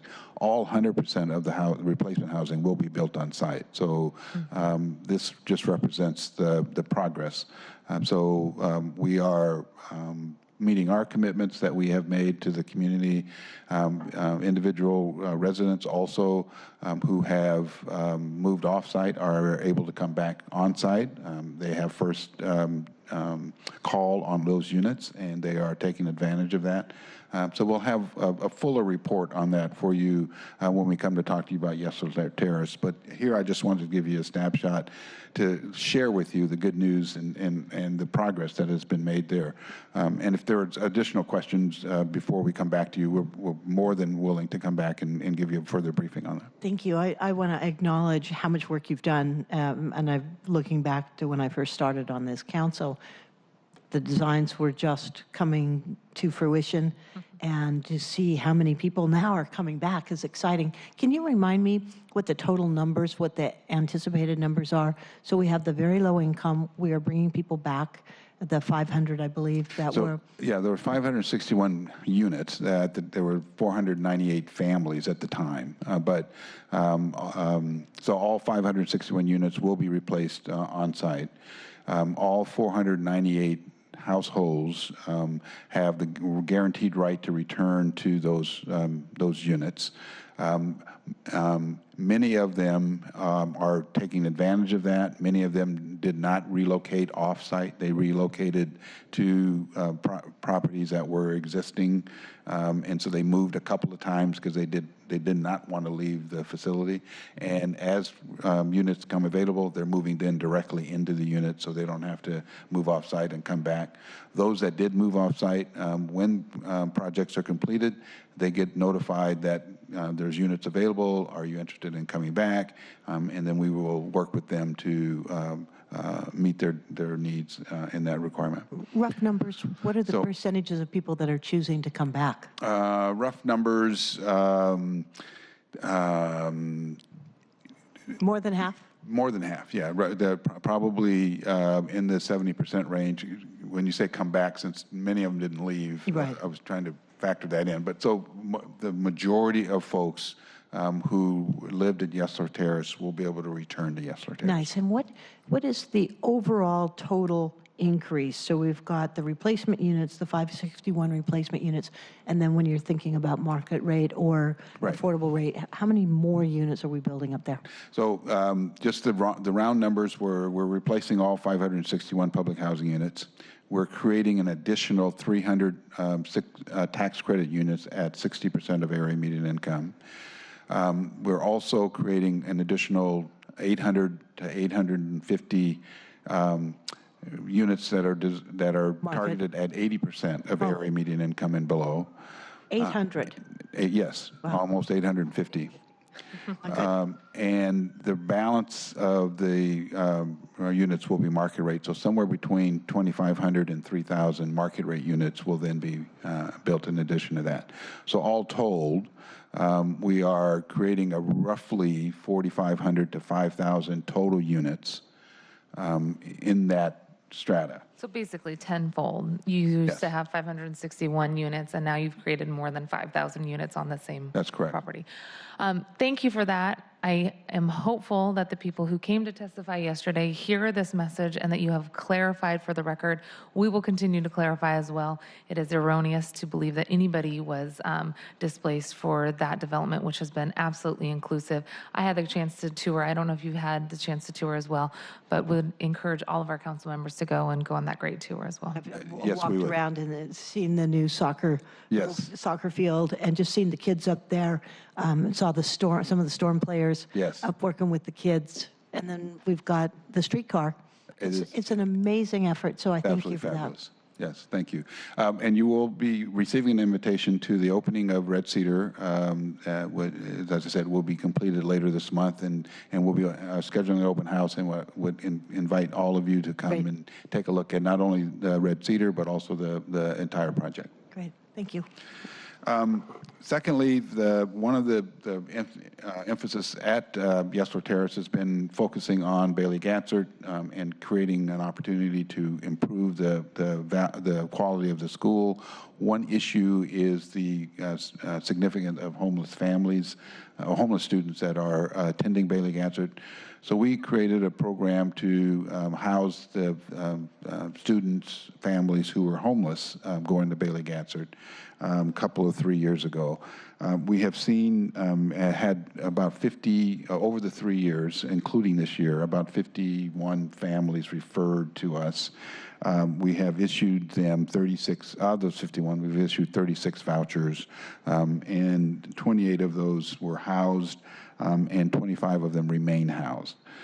So we're working continually with the school and the school's homeless counselors to identify students who are experiencing homelessness that are going to Bailey Gatzert, trying to find housing solutions for them, and then provide them some light services to help them through the transition from homelessness to being housed. So that program is we're pleased with it. It is helping to stabilize the school itself, which is what the design was, so that the education experience for the students that are going there, mostly of which are living at Yesler Terrace, is improved. And we've got some data that shows that that's occurring, and we'll be able to share that with you when we come back later on for a briefing on Yesler Terrace. Boren and 14th? Yes. Boren, okay. Yes. And then finally, there's been a lot of effort on our part as we focused on housing stability. And by that we mean keeping our residents housed. As we house them, there are challenges that some run into around their ability to meet all of their obligations. And we're trying to figure out ways in which we can be more supportive of our residents so that we have fewer that ultimately end up in having to leave our housing. So have worked with some community members to identify some areas that were of concern.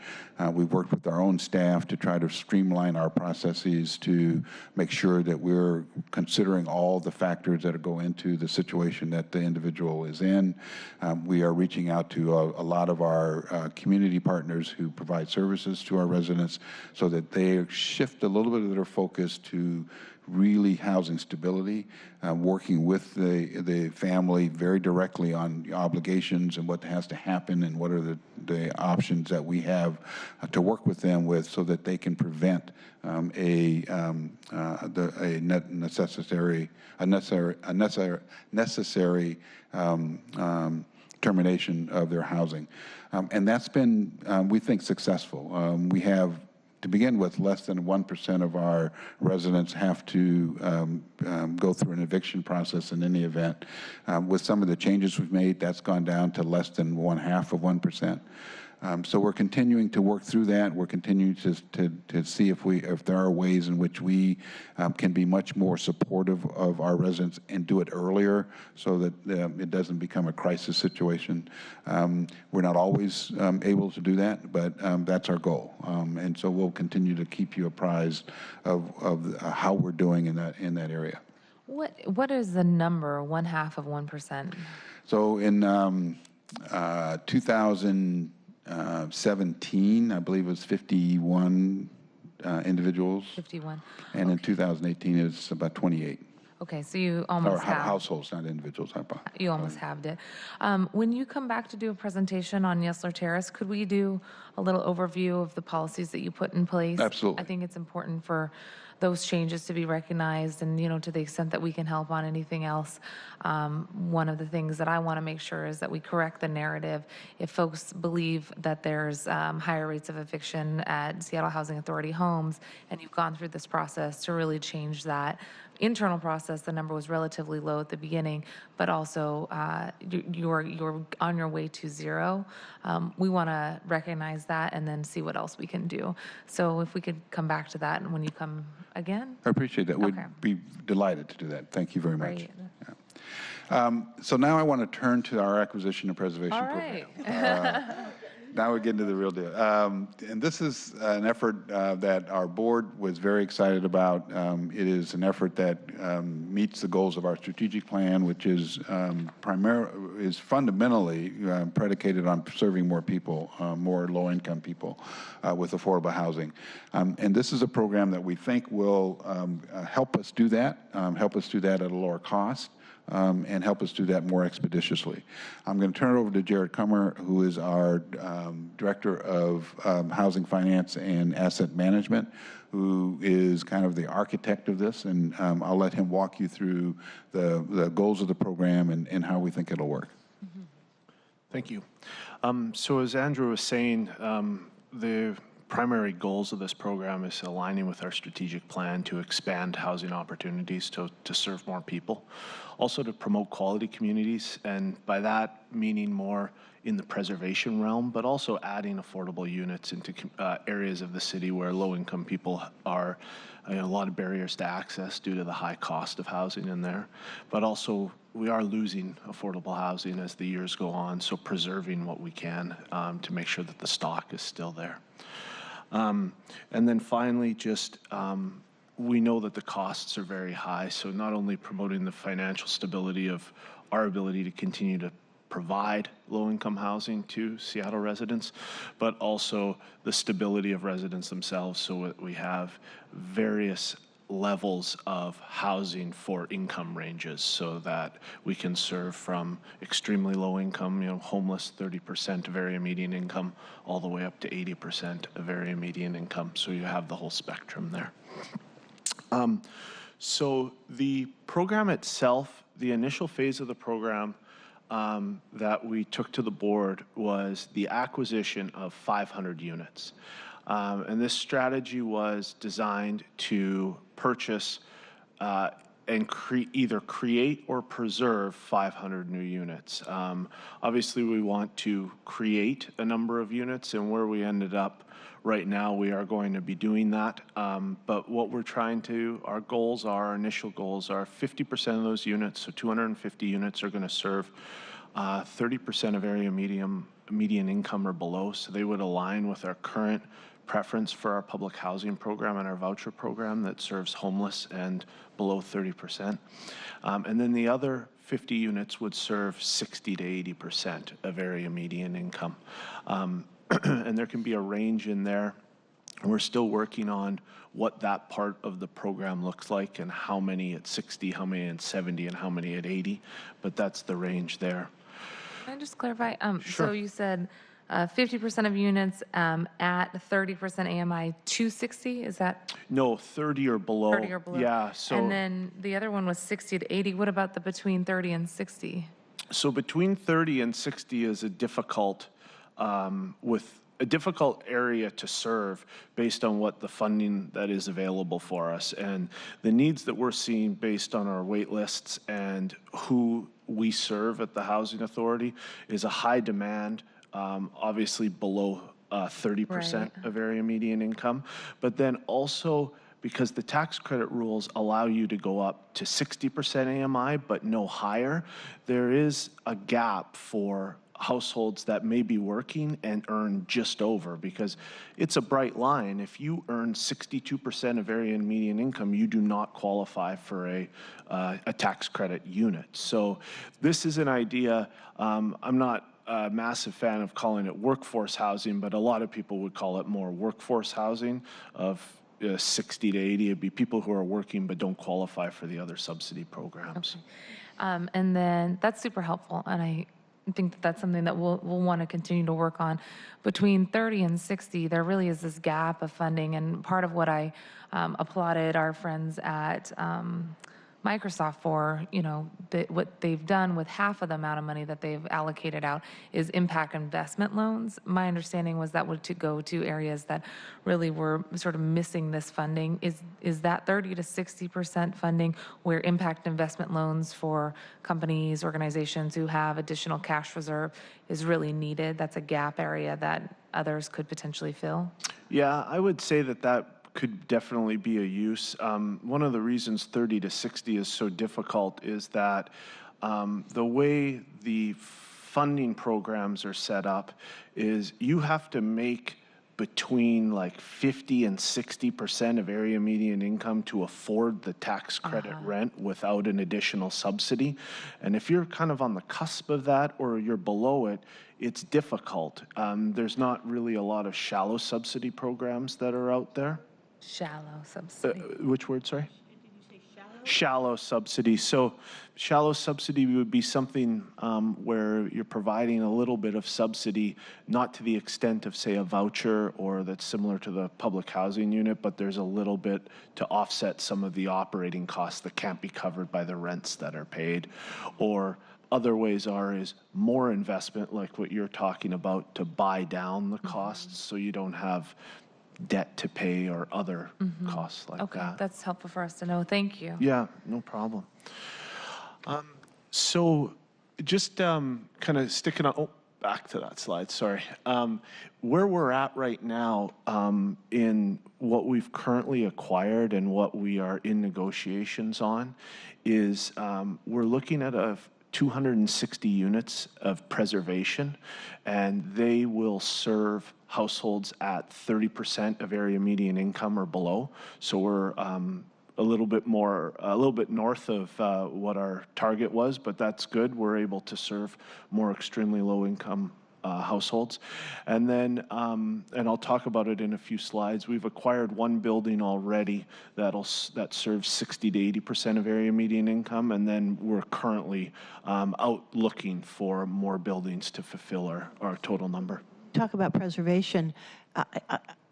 You probably know about this program that we're looking at for legislation right now in the legislature. Beth Dolio, Representative Dolio, and Eric Pettigrew have put forward something that's called PACER financing, and my understanding of how this works, and it may not work for you, but it's focused on private investments, that an individual can borrow money, and then it attaches to the actual, like a lien on the property, and they don't have to pay it off or pay the property taxes, I understand it, until they sell. So it encourages investments, especially in unreinforced masonry. And I'm only just scratching the surface. I don't think it is as complicated as I just made it sound, but I'm delighted that there are these mechanisms encouraging the private investors to get involved. And if they don't have to pay the interest back, or they can actually attach it to the property, then when the property sells, that it just goes along with the cost of the property. Everything that we can do to try to find more spaces for people to be, and, you know, frankly, to preserve some of these older, beautiful URMs, it's really worthy. Now, that said, and you're talking about preservation specifically, do you have certain buildings in mind? We do. We're negotiating on 3 different buildings right now, and I have a slide in a bit on that. We're still in the negotiation phase, so we're not able to share the exact locations and the details like that, but we definitely give you a high level of where they are in the city and who they're serving and bedroom sizes and things like that. So. One of the other things, just as just a preview, everybody, of something that I'd like to bring to this committee later with input from our colleagues, the community, and you all at SHA. We've talked to some of our community partners in the housing world about a piece of legislation that was actually passed by my predecessor, Councilmember Burgess and Councilmember Clark, that required buildings that had at least 1 unit that was at 80% AMI or below. Actually, I should say required, asked them, because it's voluntary, to notify the city if that unit was going up for sale, so that our partners, maybe nonprofit developers or partners at SHA, could get notification of a potential building that would go up that would potentially have affordable units within it. My understanding is, since that legislation was passed, only 9 sellers have notified the city, because it's voluntary, and it's for units that have 5 or for apartment complexes that have 5 units or more. So one of the things that I'm trying to explore, being a renter living in a building that has 8 units, we didn't get notification when our building was sold, and I think there's a lot of us in there who would have wished that we could have had notification, so potentially we could have cobbled together funding, exactly, and purchased it ourselves and had our first-time home ownership options.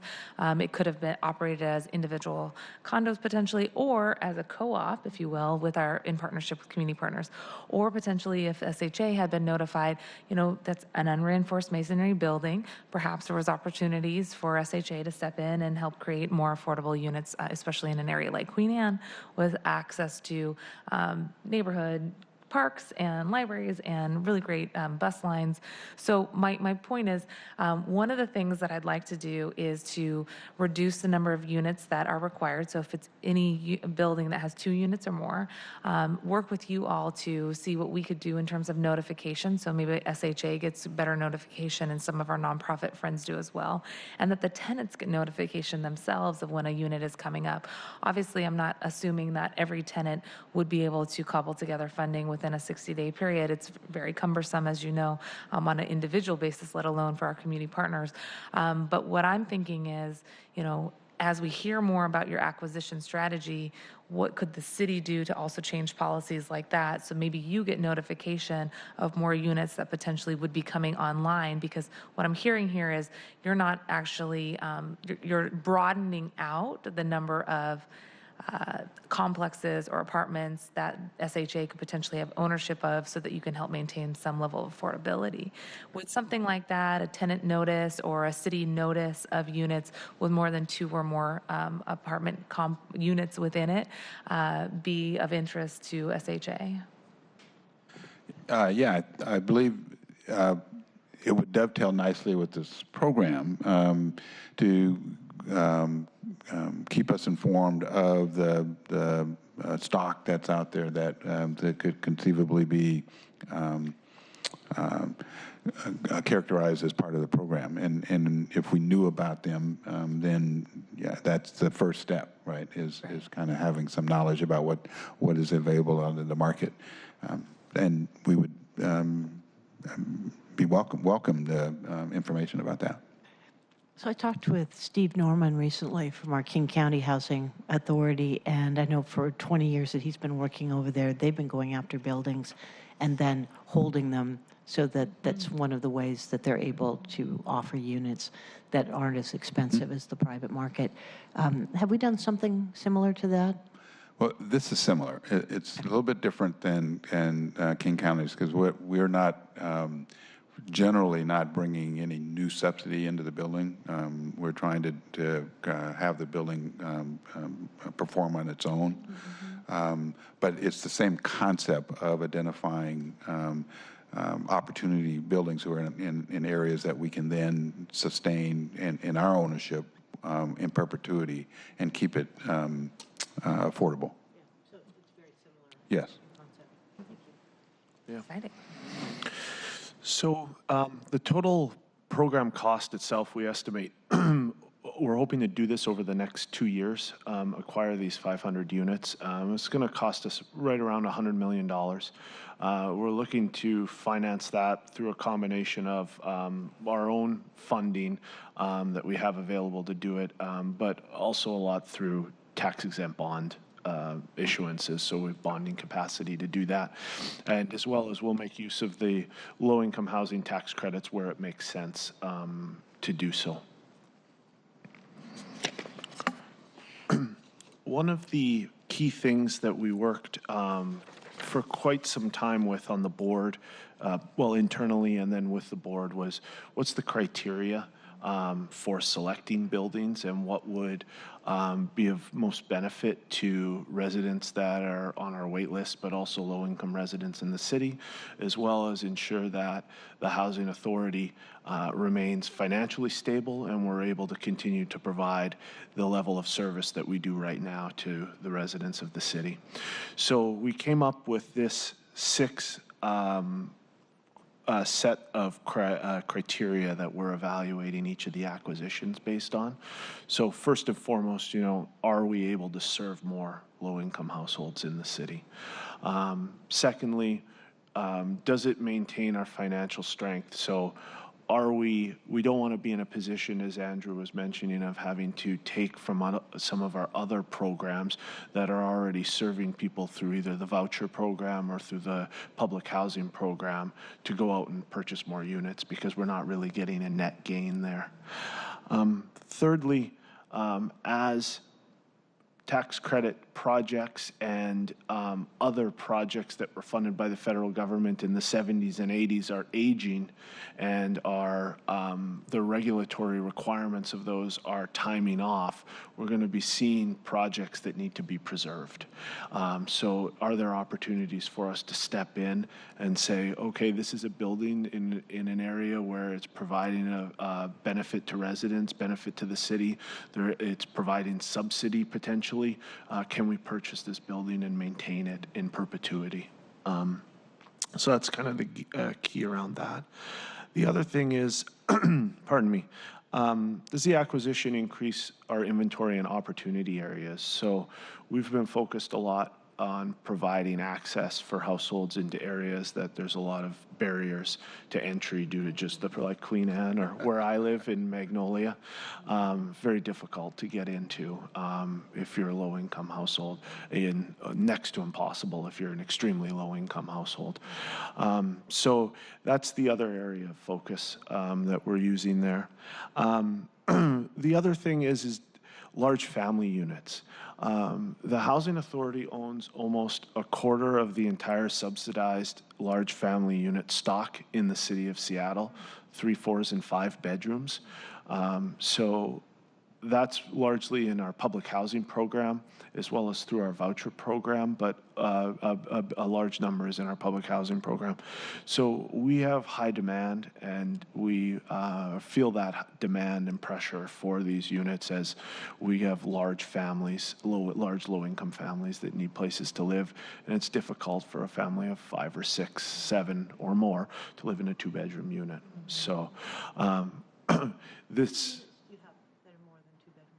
I don't know exactly how many are more than 2 bedrooms. I can tell you that we have in what we call our scattered site inventory, which is single-family homes, townhouses, and small mid-rises, like less than 20 units. We have 711 units in 236 buildings across the city, and that ranges from South Seattle all the way to literally on the shoreline Seattle border. So we're all across there. And within that, grouping there, it's between 35 and 40% are 3 and 4 and 5 bedroom units. Roughly a little over 200? I would say in that portfolio, and then we have been adding some in Yesler 3s and I think a few 4s. A few 4s in Yesler as well. Yeah. We can get to the number of the, yeah, Yeah. sure.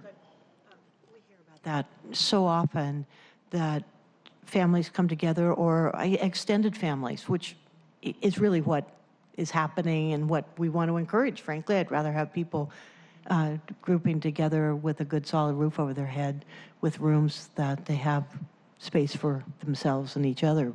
But, you know, if we're looking at 200 units, when we know that the demand is in the thousands, it's tough for us. Yeah, so let us get you a better overall figure, because that's just for the scattered site program. That's just a real subset of the entire portfolio. Our entire portfolio is around 8,000 units Total that we own Yeah. or manage, and so we'll get you sort of the breakdown of by bedroom size of that. Thank you. Okay. I would also offer, because we've struggled in this city due to lawsuits, but also sort of the pace at which we're trying to rezone, if we think of units that are, if we think of complexes that are 2 or more units potentially coming online for your potential purchase for the scattered program option, I can imagine duplexes and triplexes being a really good alternative so that families can stay together. You know, if there's a separate entrance for mom and dad, and the kids, you know, who have their own infants have another entrance, you can imagine family units staying together. So I think a lot of folks think about large apartment complexes, even 20 or less, you know, may feel large to some of our community partners. Would love to work with you as we think about potential options for the city to purchase or for Seattle Housing Authority to purchase smaller units, if that means 2 or 3 or more units in a complex. Potentially that's another way for families to stay together and for more folks to have access to high opportunity neighborhoods. So I hadn't thought about that until now, but that's a really good intergenerational commitment as well, which is also healthy for our community. Right. And then our last area is just with the sheer cost increases that the city has been experiencing in regards to development, it's becoming more and more expensive to build new units. So one way to serve more people is to look to buy units that cost less than our development costs. So that's another key criteria we were looking at as a way to leverage our funds further. So one of the acquisitions that we've already completed is in the Lake City neighborhood. It's called the Spring Lake Apartments. There's 69 units there, 1 studio, 55 1-bedrooms, and 13 2-bedrooms, and it's in 3 buildings. It was built in 1986. It's in fairly good shape. We purchased this building. We closed in the end of November for just about $15.5 million. So we were able to purchase this building for $225,000 a unit, which is a good value. And now this building, as long as the Housing Authority owns it, and our record of selling is, we don't have one really, is going to be guaranteed for as long as the Housing Authority is around. So this property itself had some of our tenant-based vouchers in it already. So there were already some extremely low-income households making use of that. And then the rents themselves were between 60 and 70% of area median income rents right now. So we kind of, what we did is we acquired a naturally affordable building and now have been able to ensure its affordability in the long term. So. ever blow the walls out on something like this so that you actually take 2 studios, for example, and you enlarge them so that people can deal with the space? But is that ever an option? Yeah, actually, in fact, not in this building, but we are doing in the scattered site portfolio that I was just mentioning. We have undertaken a conversion program where we are taking unused spaces, whether we have, unfinished basements, garages, bonus rooms that aren't really good use of space, and increasing the bedroom sizes. So we're able to take 3 and 4 bedroom units to 5 bedroom units. In fact, we found a single family home in our portfolio that had 3 bedrooms, but the previous owner, whoever we bought it from, had boarded up the attic, and the attic was actually it was a 1.5 story, so that attic could be converted to another 2 bedrooms with a bathroom up there. So we were able to increase the number of bedrooms. So yes, we're actively looking at these new properties as we bring them in, if there's opportunities to do that there. So I just wanted to touch on some of the 3 properties I was talking about that we were in negotiations on that we hope to have under contract and closed in the next 2 to 3 months. It's a total of 262 units, a large number of 1 bedrooms, some 2s and some 3s. And they're located in 3 different areas of the city. So the Lake City, the black Lake City dot in the far right corner, that's the Spring Lake apartment that I just spoke about.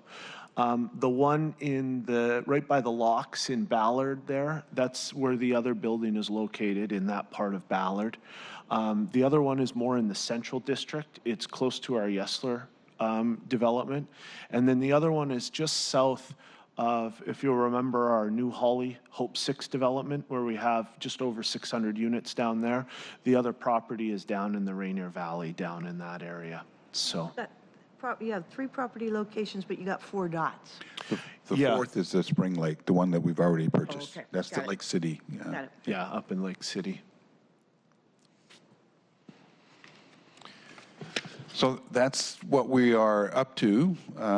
We are, as Jared has indicated, we closed a property last November, and so we're in negotiations with 3 more, and we'll be continuing to search for good bargain opportunities that we can preserve the affordability and create opportunities for new housing. Do we have any opportunities for some of the aging motels around here? No, we haven't focused on that. We've been focusing on larger buildings and residential structures, and we haven't really focused on the aging hotels. Yeah, motels, of course, don't have kitchens. Right. So it'd probably be very expensive to retrofit. It is a really interesting idea, especially as we think about how single-room occupancy buildings were used in the past, especially during Depression era, and when folks, as we heard during the labor presentation, came into Seattle in the thousands to get good living wage jobs in the shipyards. As we see more and more people come in to get good jobs here in the tech industry, thinking about how that pressure has created more people getting pushed out of the city or pushed into the street. Perhaps looking at single-room occupancy buildings or units is a new layer that we should consider. Obviously, it's not a good long-term solution, but potentially it could help Is that us. something that you can invest in, or are you prohibited by your rules to invest in The SROs? I don't think we're prohibited. It's not something we've, as I said, focused on. We've a lot of our interest currently, for sure, has been around families and creating opportunities for families. But I don't think there's anything that prohibits us from investing in SROs. We'd like to know more. Clearly, this isn't the direction you're going, but if there are investors that are interested in this, I had talked with someone who 20 years ago did something down in Eugene, Oregon, and they built, I believe they built it from scratch. I don't think it was a conversion. But what they did was have single rooms, but community space and study space, but they had like essentially a dormitory kitchen. Continues to this day. And I talked to somebody recently who moved from Seattle down there. I mean, she's somebody who is, in her mid-50s, but it was less expensive down there. She loved the idea. She said she hates to cook. She didn't want to. This offered her 3 meals a day and gave her space to continue her career. And it strikes, I mean, it's one of those things where nobody's going to jump up, raise their hand, and say, that's what I want to do. But it's like, well, we're trying to think of every option possible to get people with roofs over their heads at an affordable rate. And another take on that is a lot of the new modern shared living space concepts. When I had the chance to visit Germany, I had met with actually a contact that came from one of our urbanist friends here.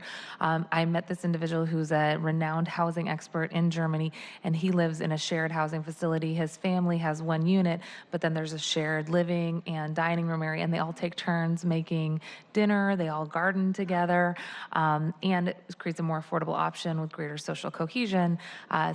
And it's good for the footprint of our city because it's obviously a smaller unit overall. So we're really excited about this. Just one more question for you. I thought that I saw in a press release or an announcement that you sent us a 2,000 number. Was that 2,000 number incorporating part of this, or should I follow up with you on that afterwards? I thought the actual total number was bigger than 500. Is that the long-term goal?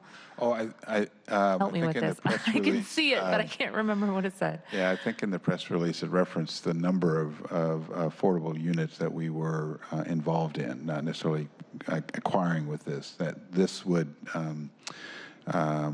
add to an inventory of affordable units. Okay.